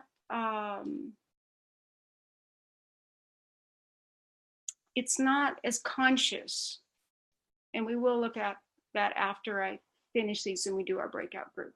But it's like, okay, so necking was always, we used in the US as teasing, that if you were really crazy about someone, you'd be necking. I mean, being close.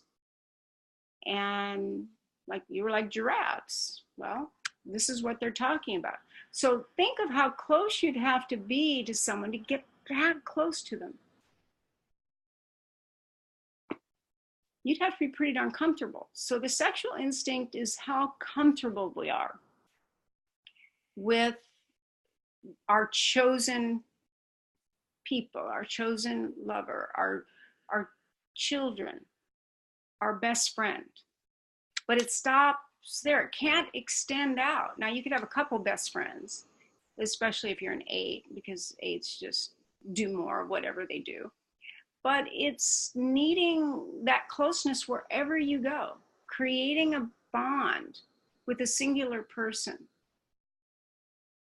Every account I worked in, I would have my person where we'd be all professional, and then behind closed doors, we would talk about all the intimate stuff we couldn't share in the more public setting.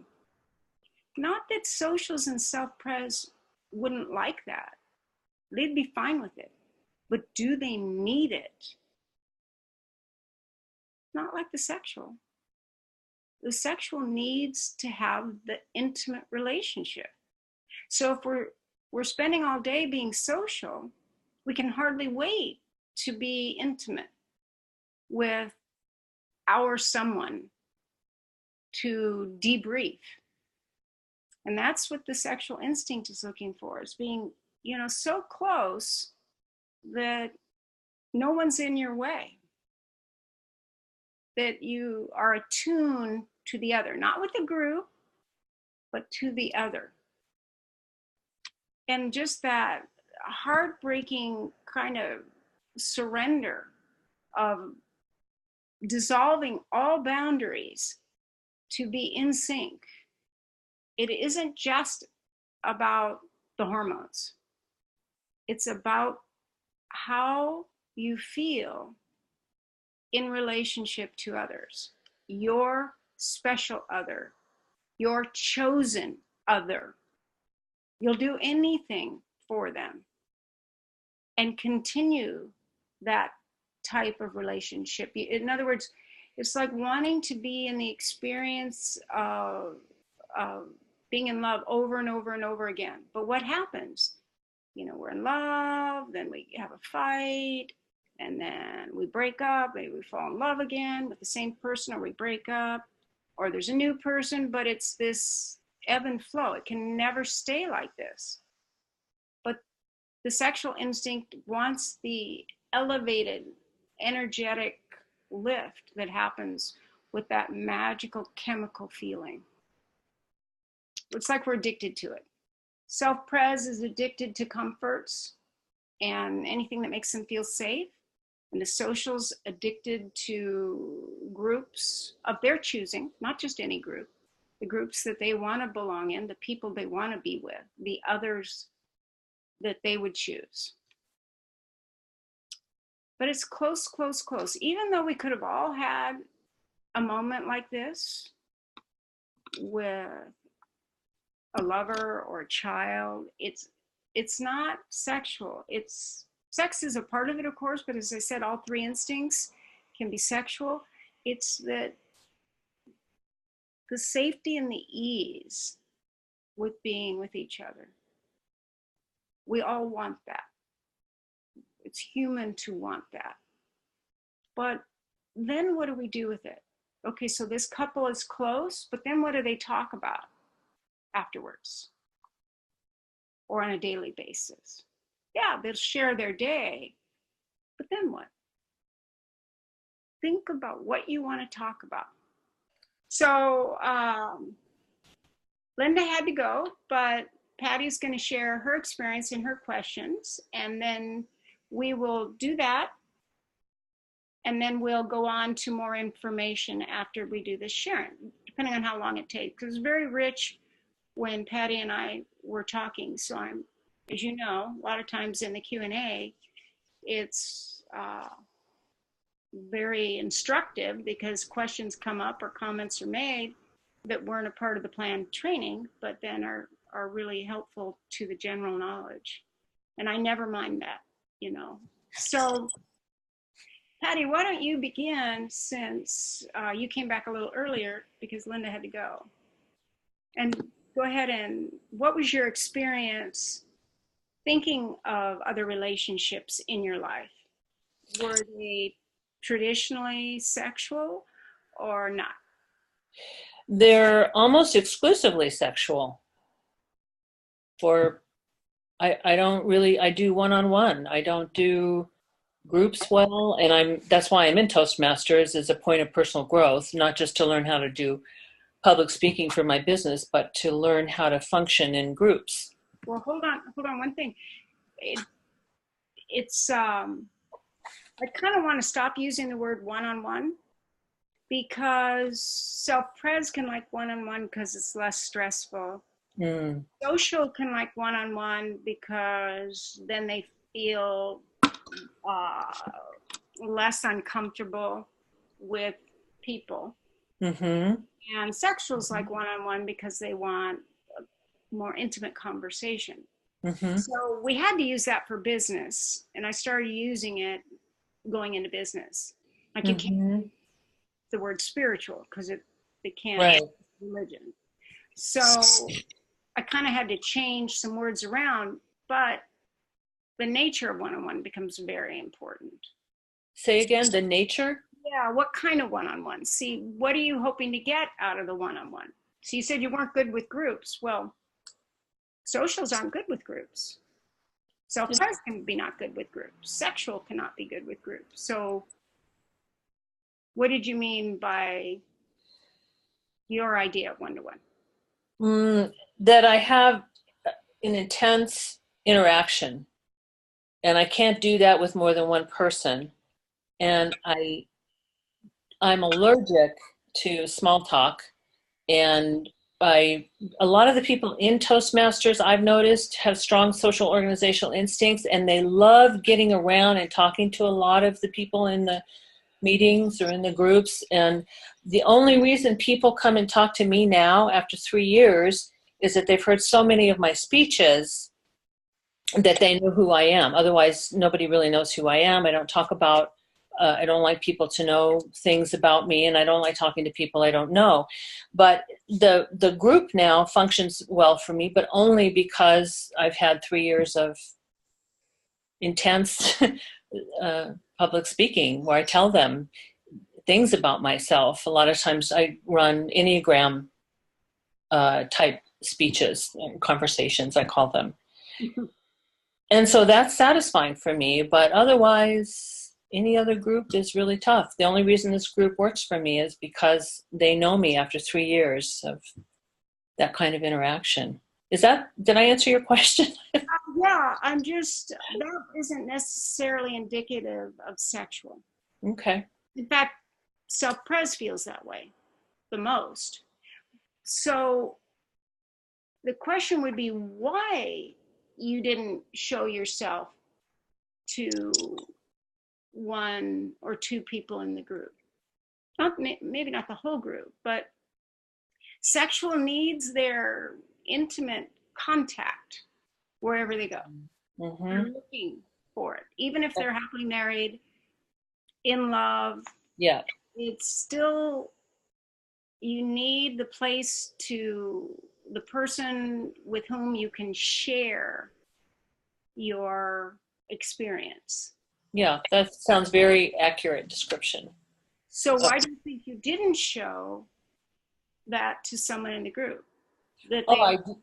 No, I do, but it has to be just one person. I get overwhelmed really quickly if I'm trying to talk to 2 or 3 people even, or 2 people, and it's not really typically how interactions go with me. People come and like a 4, people come to me.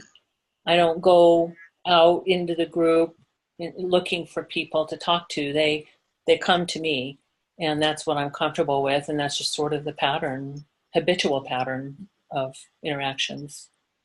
You know, it's interesting. Jutka has the same identification with the tri-type. It'd be nice if you guys got into one of the breakout groups together.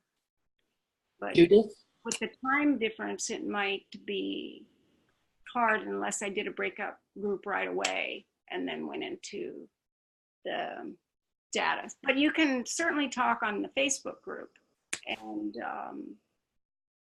and see, because what you're describing is usually when the 4 has 6, 9, 4, 6, 9. So I'm curious as to how you landed on 7, because 7 does go out. 4 with 7 will move out towards others out of curiosity. I appear gregarious sometimes, almost at will. Yeah, but I'm not really. I'm not outward. Well, maybe it's more of a device. Sorry? I don't think it's your type necessarily, that it could be your introversion, extroversion that also is playing a role here. Just saying, I think I have the same tri-type. That's right. Only yeah. Hi, Sarah. I don't feel, I'm an introvert, and yet I'm the most extroverted like, people do not believe me that I'm an introvert. I know I am, because I know how I feel after talking with a lot of people, but they think I'm an extrovert. Anyway, I don't know if that helps. Yeah, and the sexual always wants the in-depth conversation with the person of their choosing. There's no question. But then, I love how you said that. Yeah, if there's no one there, like I attended a course a few years ago where it was kind of a social focus, and it was a small group. And so out of 16 people, I was the only sexual. And I thought, okay, what happens if I don't bridge that and get people into their sexual instinct, like leading them there? Mm-hmm. What will happen? I just wanted to do an experiment. It was so perfect to have a whole instinct missing. And no one noticed, because they were primarily social.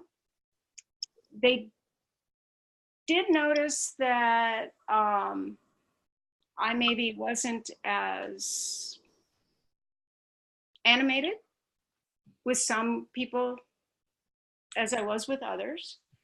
But yeah, it just never really occurred to them for the most part till I told them what I was doing. And then, of course, when I met them where they were, their instinct, self-pres or social, then they felt much more at ease. but that's what can happen, especially if fours can seem aloof to people. Now if this is your tri-type and you're really certain about it, you may find that so usually people should see you as really receptive and they feel really comfortable with your tri-type. The 479 is the most undulating, fluid, open. That sounds right, but not at first. I can appear icy. But in the groups that I'm in over long periods of time, your description is how people tell me their secrets. People feel warmth toward me, but the newness of me, or the first impression people almost always have of me, is that I'm icy. They're afraid to talk to me. People don't just come up and talk to me. And the few people that do, I either marry them or we become best friends or something like that, like my husband. But yeah.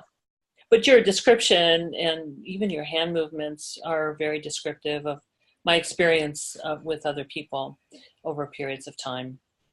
Yeah, but never just at first. It's the way we see that tri-type. Now, could I add just I find that people, if I don't engage, they don't come to me. But once if I decide that to make them comfortable, then they'll tell me, I mean, if I'm not engaged, if I'm like, I stand in the corner and nobody notices me. But then once I get in there, then they're comfortable with me. So Sarah, do they think you're aloof? I'm not sure what they think. I feel like I'm just like invisible. If I want to be then I'm invisible.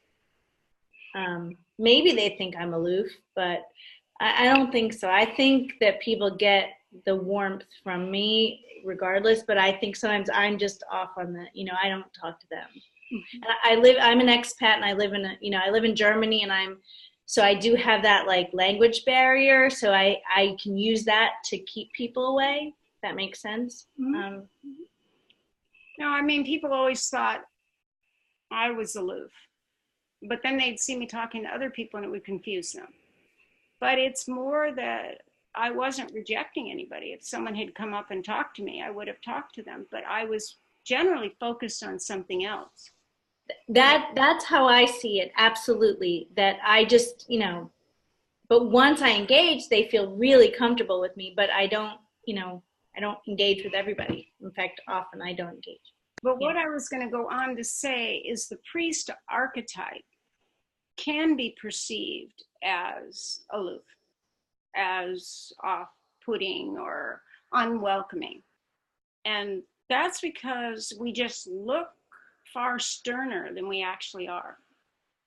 But we're not like if you don't have social going for you and you don't have a type in your tri-type that is kind of welcoming, then you're going to come off that way at first if you're the priest archetype. But now you mentioned introversion and extroversion, which in our discussion, Patty, and I thought it's really good to reiterate that it's very easy to confuse, well, not so much confuse, but to, if I read even what I've written about the types or the instincts, the instinct is impacted by the introversion, extroversion, or ambiversion. So some types are naturally more extroverted. Other types are naturally quieter. Maybe quieter would be the better word. And I've looked at that for a long time, and it's more that it's like a flag if someone is a type that, like an 8, and they're introverted, or a 7 and they're introverted. It can happen, but it's so rare because the whole defense strategy is built around the seven's curiosity. So you have to move out. It isn't about being gregarious. It's about, in fact, twos are very gregarious. It's the seven, it's fascination. They need to move out, and even the most introverted seven will end up talking to people out of curiosity, something that piqued their interest. And the eight, I've met a lot of sixes that think they're eights. They end up being the counterphobic six. Mm-hmm. When they say they're introverted, that's the first thing. Like, it's ambivert, maybe. Maybe an eight would be that. But the whole defense strategy is built around managing the world as they see it, as the eight sees it. Now, maybe they wouldn't be talking to just anybody. The social eight would, but that's a great, great point. So we have to look at each one of these elements and what they bring to the equation. And then it helps settle it. I'm really looking forward to getting more clarity with myself in figuring out. I've really struggled with what words to use. Introverted, withdrawn, extroverted, ambiverted, and it's tricky. Words are so clumsy sometimes, I think. So yeah, thank you. I appreciate having the discussion about it. Yeah, and they looking forward to more. And here's the thing, it's not necessarily the word, but what we mean by the word, which is why I always ask people, well, what do you mean by that? Well, hold on, let's make sure we're discussing the same thing, because there are a lot of misunderstandings out there because information was disseminated by people who weren't the original creators of the material. Obviously, mistakes would be made along the way and corrected, but if the books are still in print, people don't know. You know, it's been revised. But you said something, you were talking about you and Linda. So if you could share a little bit about you and Linda together. Yeah, one of the fun things that we were talking about is Linda is a 926 social sexual, and she was describing her relationship with her husband, who is self-pres primarily, and then social, and how she is more socially at ease than her husband is. And that got us into talking about the distinction between being at ease in a social, organizationally oriented way and being at ease in just a social way. And that got us into the top. My observation, which I've been confused by, is that in my Toastmasters groups, almost all the people, I think, a lot of them are strong in social organizational instincts, but I find them to be socially awkward people. So you mean when you say organizational, social organizational instinct, what's the word organizational coming in there for? Because of passion, or do you? I'm meaning that they navigate the structure of the organization really well, and yet, and I'm almost retarded when it comes to being able to do that. But I'm actually quite graceful socially, even though I'm not terribly outward. But I'm actually rather social, in the sense that I'm great. I'm a gracious entertainer. I entertain in my home. I'm very comfortable with people in a fluid kind of social way, but I'm not at all oriented toward. I mean, you're not seeking a group, but you would have your chosen people in your home for. Sure. Yes. That's important to me, but I don't care about where I sit in the organization. I don't care. I drive them crazy. You know, they all want they love the structure and they're good at it. And so Linda was talking about how she herself could see that there was a different two different ways of looking at it or being, moving in a group. Then, so we talked about that, and she was saying her husband was becoming a little bit more graceful socially, or I think she used your word, fluid. That, I think that's your word. He was Yeah, the being more in, we're all happiest when we're in flow with our flow. Yeah. because then we're out of the bound instinct. So when an instinct is bound, it's the equivalent to being fixated or passionately overreacting. So the bound instinct is that we feel like we must meet the need of that primary instinct, or the stacking if two are really close, and we're rigid to any other ideas coming in. And it isn't until we balance the instincts that we can be in flow. The minute we're trying to narrow it down to one way of being, we're out. Mm-hmm.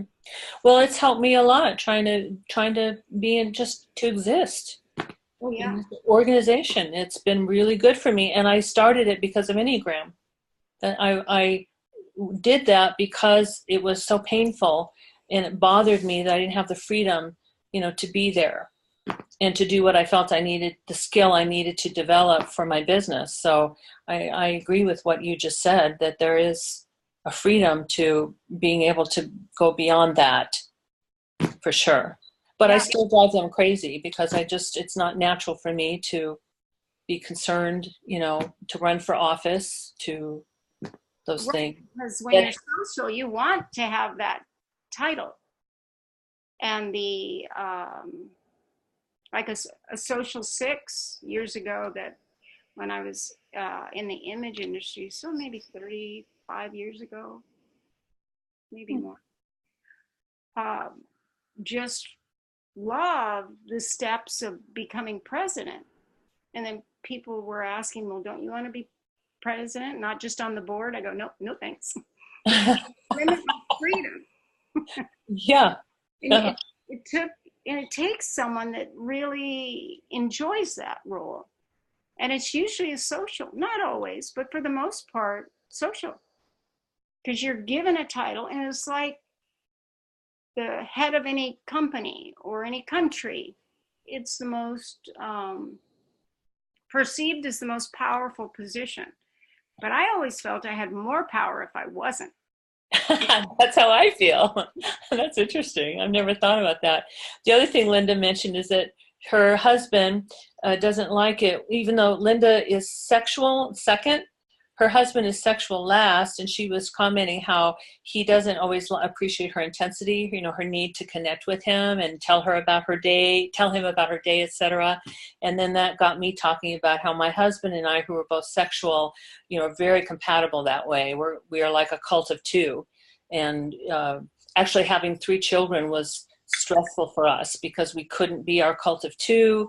And so we coped with it by my husband flying around the country all the time, building his career. I did the children, and now that they've left the nest, we're in heaven.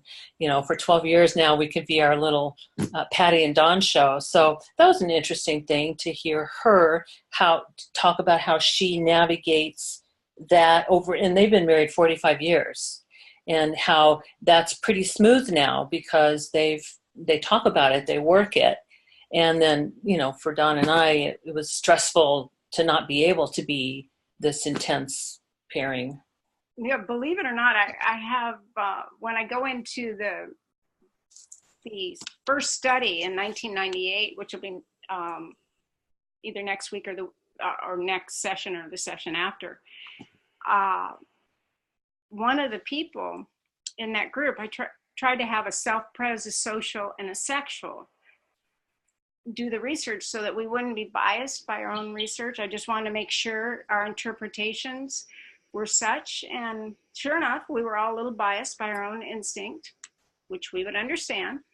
But she had parents that felt the way you and Dawn feel.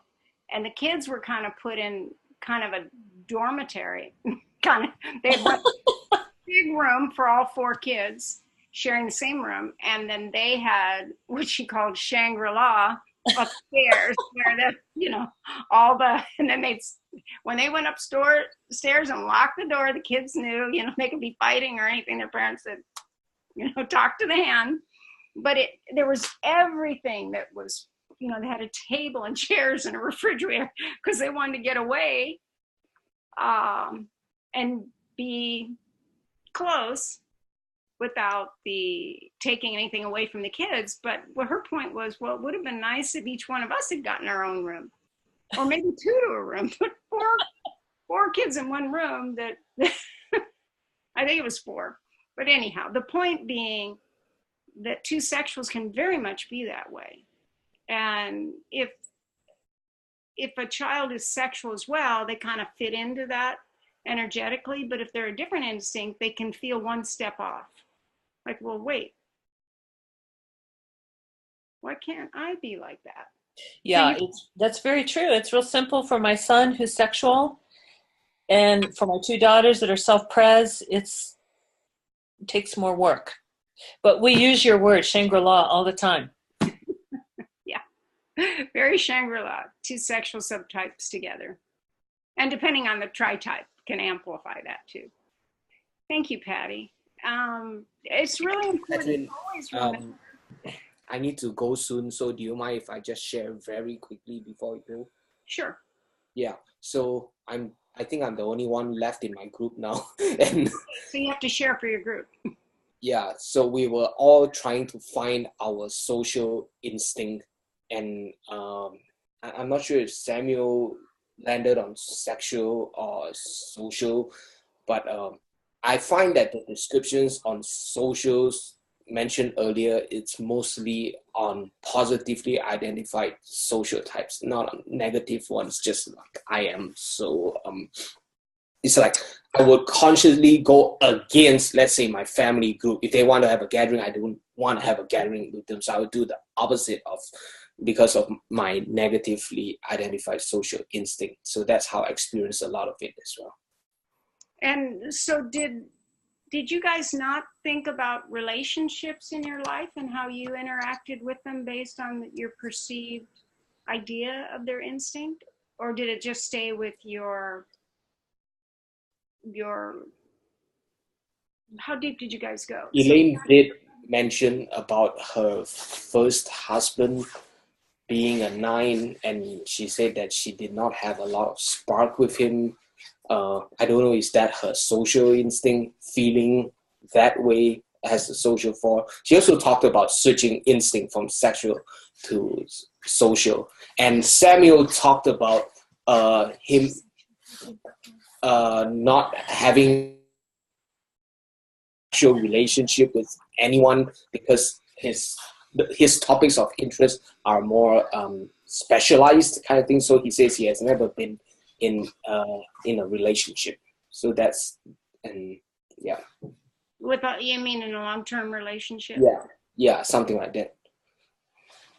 Yeah, I mean that can happen to any instinct, but it's the most common with self-pres. But you know, I have friends that are sexual that aren't, you know, maybe 4 years was the longest they were in relationship, but they got so hurt that then they were afraid of relationships. So again, there are other things that come in and how attached. So what did you share about you being, now that you're looking at social self-pres, you feeling comfortable about beyond it? I share that I find political alliances based on whichever group made me felt the safest, I think. That's a great way to say it, Kyle. And I might, I don't know, flip-flop or switch sides based on the situation just to feel safe. Oh, that's, yeah, of course. And that would be the social self-pres. Yes. The way the two link up.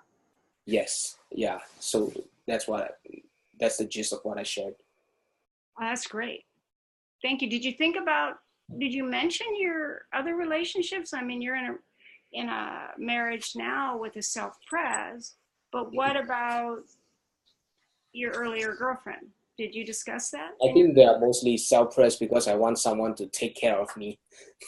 And that is very I mean, they're definitely that's a very important strategy. We actually all would like to have our partner have the capacity to take care of us, but what kind of taking care of us? Yeah. I would have told you I didn't need to be taken care of. But yeah, I did. It just was kind of hidden. It was a secret from myself as an 8. You know, Okay. I kept it out of consciousness. But doing this work enabled me to see, oh yeah, you're just like anybody else. It's just, I just was good at hiding it. Yep. And when I didn't take care of myself, people would step in and take care of me. Yep. So that's quite common with 8s, where we just we push ourselves too hard. Got it. Like the PowerPoint last night was not, they had changed over an updated PowerPoint, and a lot of things didn't come in the way they should, or if I made changes, it ruined everything. But I just kept going until I finished it. I didn't get much sleep, but I wanted it right. I could have gone back and used it in a way that wasn't the way I wanted, but I'd rather stay up and do it. So that the 8 will push themselves, and that's usually where we get into trouble, is we want to push through the obstacle. Okay. It's not that we want to be angry, it's just we want to move through whatever is the obstacle. And sometimes anger is the only way to do that. But every type gets angry. But thank you, Kai. So think about, between now and the next session, think about everybody, think about 3 relationships in your life and how you were with each one of those relationships. And then in the next session, we'll look at your stacking. But we'll have to send that out to the group, Erin, that we want them to think about it, since so many people had to leave early, and those that aren't in this in the breakout groups, they can do it with a partner. Thanks, Catherine. I need to go now. So thank you so much for the class. See you guys. All right. See you in 2 weeks. Okay. Sarah. So what about your well, I was talking mostly, I think I've had a lot of relationships with self-pres people who were sexual at the beginning of the relationship. You know, they went that way at the beginning. They really wanted a relationship. I seemed like the perfect person because of my tri-type, I seem like the perfect person for everybody, right? So they all meet me and they're like, oh my God, I met the perfect person. And then they become sexual to get me in there, and we have this crazy intense thing, and then all of a sudden it's like, oh, what happened? You know?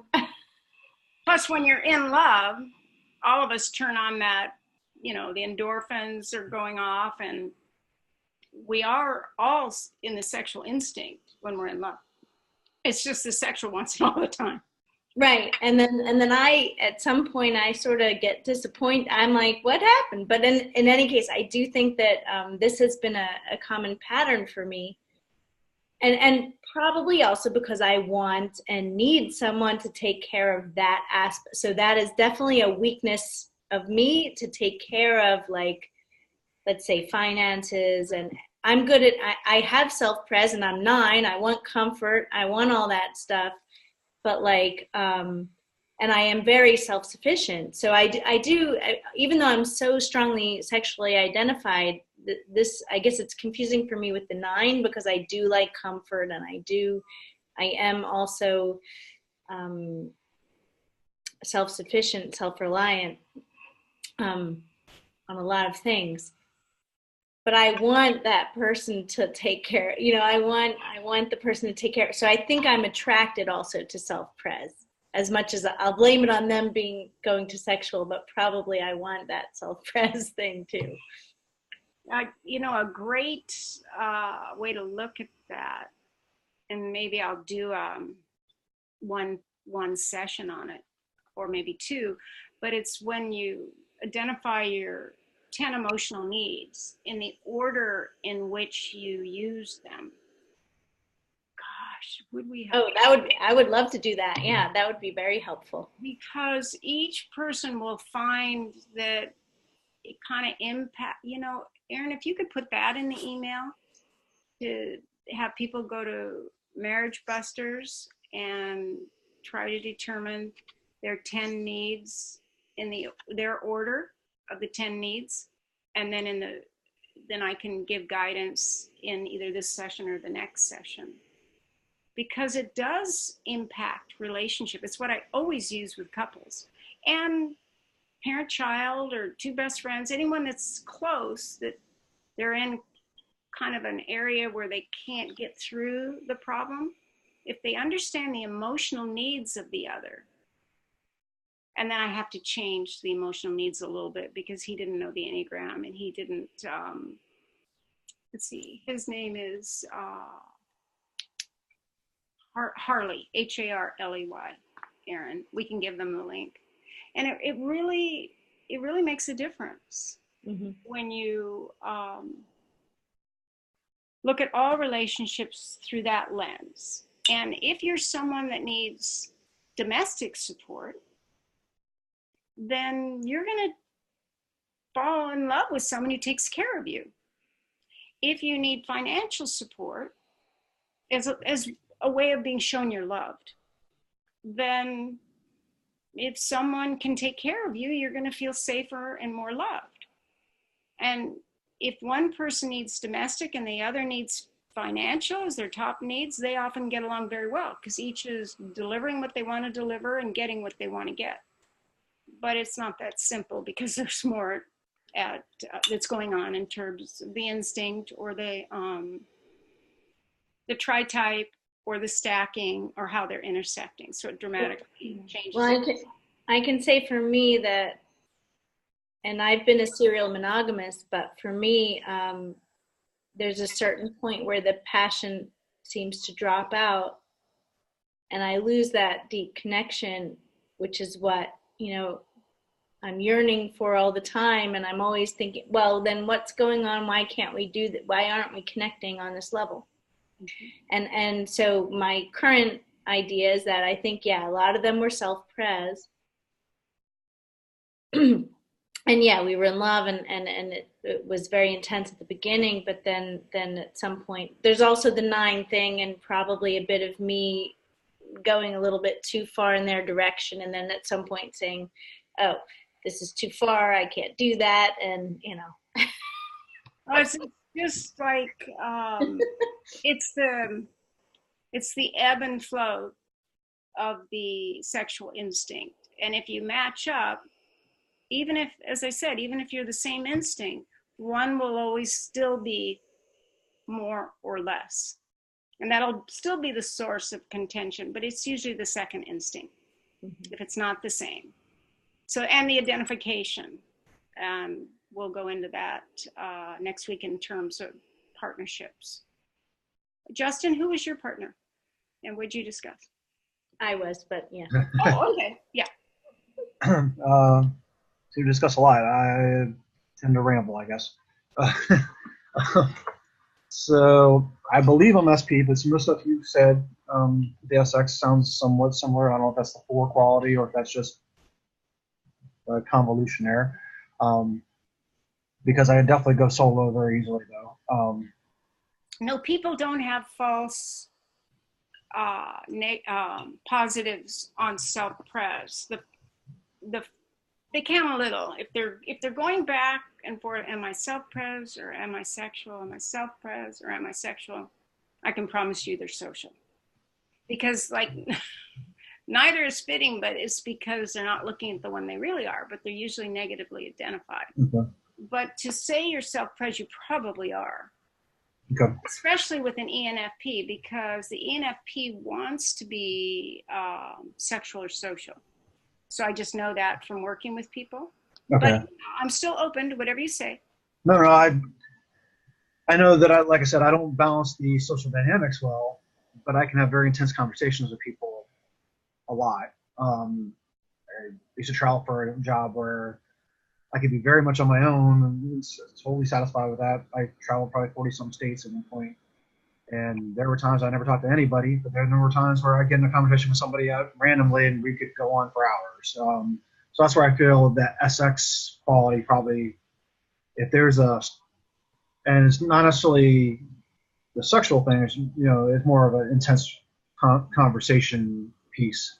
If I can find that, then it could be about anything. It could be about wine, beer. I'm not a huge sports guy. I do like some sports, but it could be other, things like that. So, Did you say you are or are not a sports guy? So I've played sports. I like NFL, but I'm not like, that's where part of my 4 unique piece came from before, is I always felt sort of left out with the guys because I'm not really huge into watching baseball or basketball. I'll watch it because everybody else is, but it's not my dad, was a big sports guy. My grandfather was a big sports guy. I didn't connect that way. It didn't help me. It made me feel more outside the group or outside the norm. Feels sort of opposite some of the forwards I hear where they feel they're special. I felt more unspecial. I felt like I was odd man out. Yeah, odd man out, basically. More I didn't fit in. I guess we'd say in that case. So that's where I felt the 4 piece there, growing up more so. Well, and that's the concern of the social too, is not fitting in. But if you don't fit in, like I was the only sexual in my family, there's part of that was true, but it wasn't the problem with the broader world. In other words, I could find a best friend that was sexual. I had 2 that were social and 1 that was sexual. There were 4 of us. Okay. But that's a question you could ask yourself when you were with your friends, not your family members. So they wanted to do sports as well. Like I did sports like growing up, like in the neighborhood type stuff, as well as I played football in junior high school, which I enjoyed, but I also did marching band, karate. I did a bunch of different things. I played violin for sure. As an ENFP, I seem to do a lot of little things. I have a lot of fascination about all sorts of stuff, but then they don't always tend to be where I think they're going to lead me to, and then I'm yeah, it wasn't what I think. Let me try something else. That's been I have an ENFP friend who's the opposite. She's very driven. She's a 2 though, and she's an SO, and so you can see it in work at the same company. I can see it in her patterns, the way she climbs a social ladder and so forth, keeps in touch with everybody. I don't have that passion at all. She's like, how come you don't want to know about what so-and-so's doing? I don't care. But she does, because 2s, the relationship is based on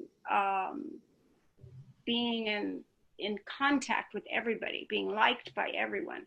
Yeah. And if she's social by any chance, then they're really good at watching who's doing what with whom, and the healthy, positively identified expression of social 2 is the master people networker. I mean, this one contact that I had in this organization that I went to all the time, is she knew every person. Every time we got on the elevator, she knew every employee of that company. We're talking 3,000 employees. It didn't matter who came in that elevator, and I have pattern recognition, so I would recognize. But they're amazing, and they're nice, and they will go that little extra to help, but then they won't necessarily get their job done because they're helping so much. So where I felt I sort of connected with your sexual piece, some of it is I have a unique ability to remember conversations that a lot of people forget easily. If I find it fascinating or unique at all in any fast point, whatever the conversation would be, I remember it months from now. And I could run into somebody, like after my divorce, I had to pick up another job, so I was Ubering. I picked up this guy 2 months later. I remember the conversation we had. Hadn't seen him since then at all. Instantly knew who he was. I couldn't remember his name in my life. I can't remember anybody's name. I have horrible name. But I can remember the conversation, what it was about. And I started to speak something, and I could tell he had no recognition. I'm like, whoops, should have said that. I find that's a odd trait to have sometimes because it's like I can remember conversations very keenly about things that I find unique or odd or whatever. If it's interesting to me, but if it's not interesting, I'm sort of like whatever. I could care less. So Yeah. tone deaf. So I don't know what that means. I don't know too many people who do that at all. I don't know anybody who does that. I would say that people that are auditory do actually remember what was said. If they also have a limbic association, or they have a MBTI that supports it, but ENFPs are the more personable, connecting,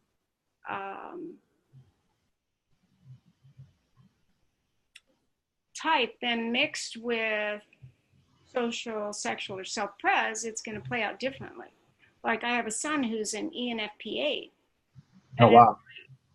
ENFP, but he's an 8. So Pretty he's like, dominating. he's all happy and fairies and leprechauns. You know, he was like a little leprechaun when he was a little boy, but he's just a little too much, that he can be like a little troll at times, you know, when other people would be like, you know, you're coming on a little too strong. But he was just being exuberant. He was just being an 8. But the ENFP 8 is like a little atypical, although I do know some. There's definitely, actually I know quite a few, because they end up in the Enneagram world. Because all ENFPs are interested in finding out about others and how they relate to others. And it just is very common to have the two together. Yeah, I definitely find that I've driven my ENFP2 friend. She's like, you should be into the psychology stuff more, because she's the one person I talk to somewhat about stuff, but she's not that in tune with it.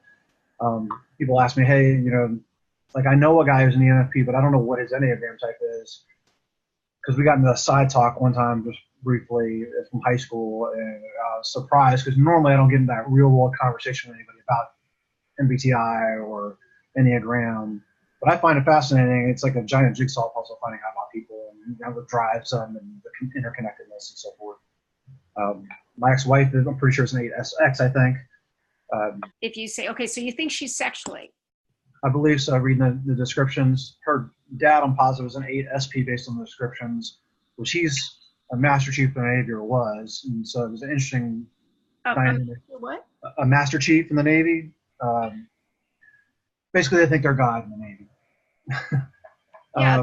So she's either an 8 or 6 is the most common. 6 is more common than 8, but it was why she went into the army. No, not her. Her dad. Her dad was.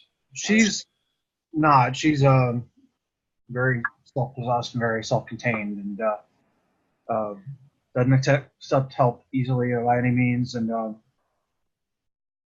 she can be very domineering at times. But lots of types can be domineering. In fact, the most domineering is the 2. Yeah, I dated a 2SX too.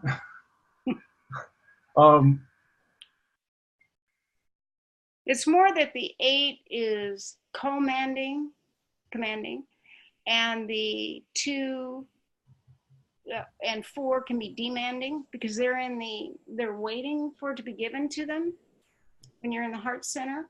Whereas when you're in the gut center, you are taking charge. So that's why the 8 is commanding, and the 2 and 4 and the 3 too need to be demanding to get what they need.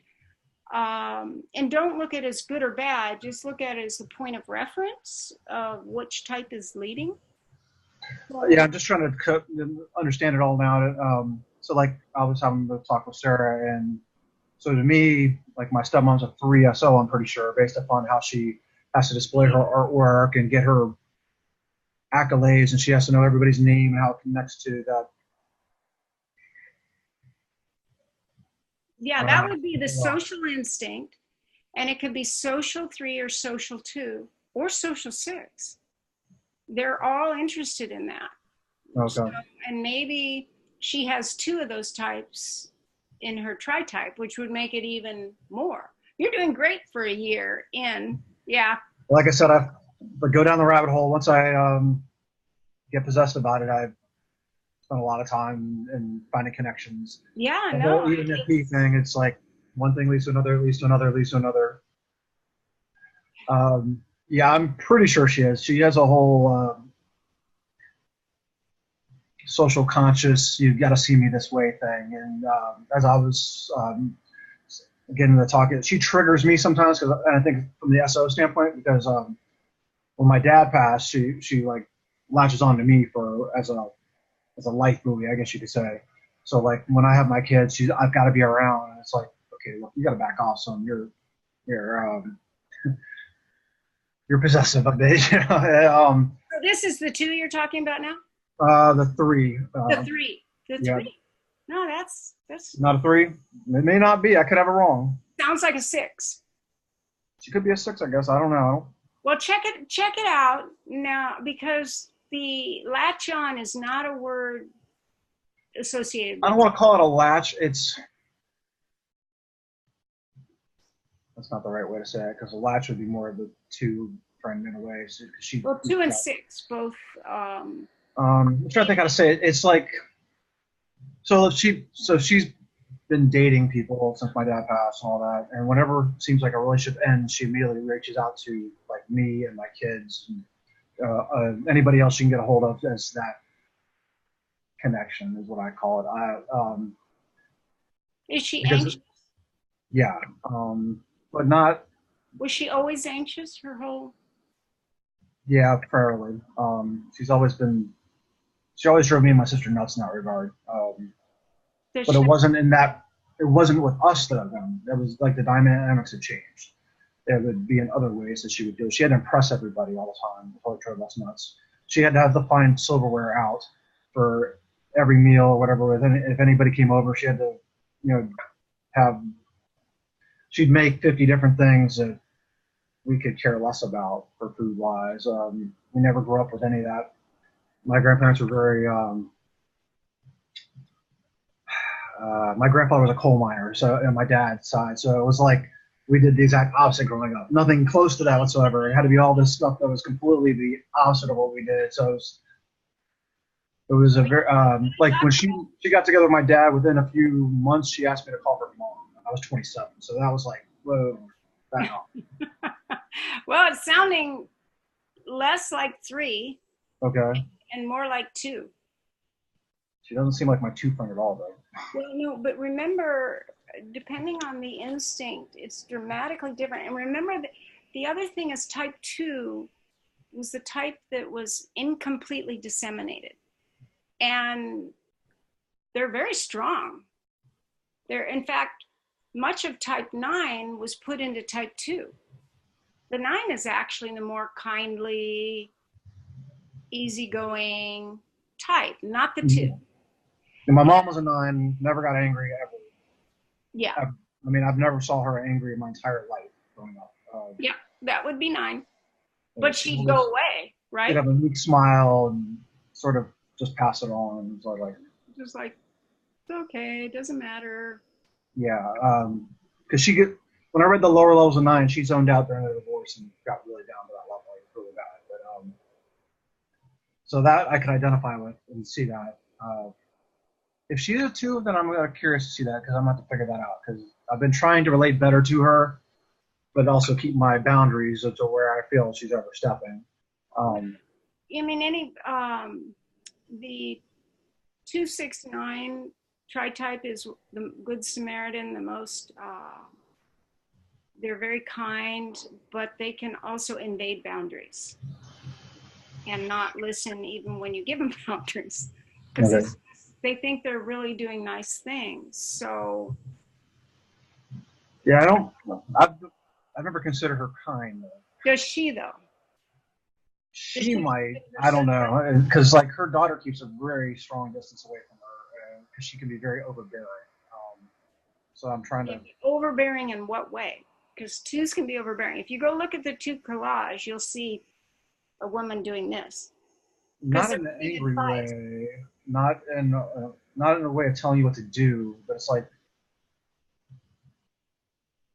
how do I explain it? Well, you don't have to, but it would be, threes are more imperial, like they would be the emperor. When she talks about like her sales career, she's like, "I'm right, you're wrong." Like every job she's ever had, she made it on her own, and she has a long-standing history of, I put on my boots and made it happen. And Okay, that's common with three. And so to me, that's where like it's a little bit annoying when you hear, because she like goes on and on about whatever she About did, herself? about herself. It's always about herself. Like, you've got to respect me for the way I did this type thing. It's like, no, I don't. But did you ever say that to her? Yeah, actually. How'd she take that? Not well. She went off and cried, I believe. I haven't said it like that in a long time. So that was my youngest or oldest son I'm positive he's a type 5. And he told her, point out blank the other day, even though he's only almost 17, it's very easy for him to go, I don't care. It's straight up in her face. That doesn't matter to me whatsoever. And it cuts off. It's one of the interesting things I found with him as a type 5. I was teaching him to drive, and he doesn't get butterflies ever. He's never had them. Doesn't know what they are. Because he's driving, and he's like, I don't get butterflies. I'm not scared. I don't know what you're talking about, Dad. No emotion whatsoever. Consider 9. Even if you're positive he's a 5, consider that he has leading with. Oh no, he doesn't care about getting along with others. So. Well, but let's put it this way: when he was in preschool, I had to take him to therapists because he was getting kicked out of 2 or 3 of them because teacher would say, "Hey, get in circle time." And he was like, "Why?" There was no. He would isolate himself to be by himself and be like, "I'm completely fine in my world. Your world doesn't apply to me." He still feels that way a lot of times. He's only started socializing in the last year and a half, 2 years, where he actually taught, like most kids want to text. He just finally started getting little group chats with like 5 people in the last year. Before that, he could care less at all. Well, ask him about the butterflies, because it's the 9 that says, I'm not scared. I don't have any butterflies. Doesn't matter. Yeah. The other part of not caring. The other part I feel that makes him a 5 is when he does get stressed, he does seem to have that disorganization and gets all jittery and hyperactive, and he doesn't sleep. He'll stay up all night. Like now he's got this trend that he'll stay up a whole night and then go to crash the next night. But he'll also show that sort of 8 anger is what I call it on his brother whenever he thinks his brother's an idiot. Well, why would it be 8 anger? The reason I say that is because he acts like it's, I'm right, you're wrong. There's no. But every type gets angry, and every type says, I'm right and you're wrong. Okay. So what you might be taking to be 8 is, remember, with the 8, it's like, I'm going to defy you, and I might think I'm right and you're wrong. And certainly I would tell you, but other types would do it as well.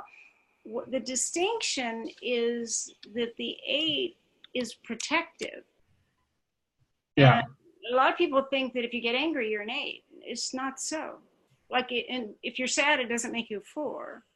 And if you're well, one of the things that I liked about my ex-wife was she was the underdog is what I call it. She would stand up for the underdog a lot. She, if I'll give you scenarios, I can tell you straight off the bat. Like there was a car accident, somebody hit a bike.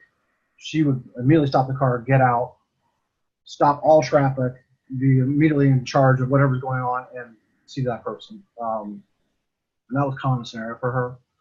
That was not. It was something I respected. And if she felt she was wrong, she would immediately make sure you were told no, blah, blah, blah, blah, blah, whatever it was. There was no stopping that. If you did something in the wrong, you were going to find out real quick.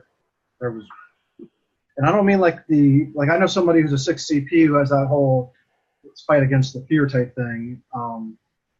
They go into the fear. Yeah, they go into the fear. It wasn't a fear thing. It was. They don't fight against it. They just can't stand it, so they go into it. Yeah, it's sort of a paranoia thing almost in a way to me, the way I view that 6 CP thing. So that's why I don't believe it's that. Although I did read your blog about the 4SX, but I didn't see it as that either. Well, yeah. If you've seen any of the hangouts, I do talk about some of these issues, and they're really great. I have to. What time is it? Oh yeah, I've got to close the class. Yeah. I didn't mean to take it off, and I'm. You're bringing up such great points, and after you've been studying about a year, then it's finessing. And the problem is, depending on what books you read, I'm going to slightly tell you the types a little differently, how to determine them a little differently. But okay. I didn't at first. I did it exactly the same way. It wasn't until I studied with Naranjo and attended Chazo's every 5 years. He would have a intensive, and I got to go to one of them. And I was able to see him actually teach. And I got to know his primary teacher that did his 40-day trainings. So that's really where I learned the most, was from his teacher. And the point I'm making is then after meeting Naranjo, I modified what I taught about the types because I saw what was dropped out. And then when I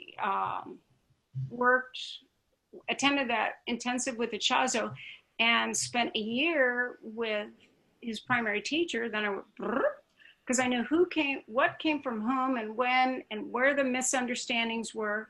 So I'm going to be slightly different. I'm just going to give you information. Like, for example, even though you came out the 5 on the test, it's probably 6 in the head center, the way you communicate. Okay. But I don't have anxiety like that. What I hear 6s do, would that not? Don't let behavior determine it. See, you're looking at behavior, and that's natural. Everyone does. But and I'm looking at behavior, but I'm looking at all of it together. So I'm looking at talk style, word choices, okay. Movement, body language, micro expressions, NLP. I'm using so many things that it would be hard to keep up with me. But what I'm making the suggestion of looking at 6 for your head type is because you are using the language and the expressions of a 6, not a 5. Okay. But if you're an introvert and don't need to talk to people, then I could definitely see why it's 5. I'd want to see your test. You could always send your test results to me. Mm-hmm. And then I see the patterns, your link, because then I can look at how you answered, what card when, and what you canceled out. And just because I created the cards, I would totally, you've taken that test, right? Yeah, I'm pretty sure I can dig it up, any whatever it was called, any test or something like that. I think in my email. Well, but not this one. This was my first test. Whoops. Not this set. This was actually a pretty good 8 card, actually. Well, we can send the link out to everybody, Aaron, when we send that little note. But I'll go ahead and more detailed map. Close this session, and I thank you for your sharing. It was nice to hear more from Patty and from you. Anyhow, pleasure meeting you. And yeah, pleasure meeting you. I'll see you the week after next. All right. All right. Bye, Catherine. Thank you. Bye, Aaron. Bye. Bye, everyone.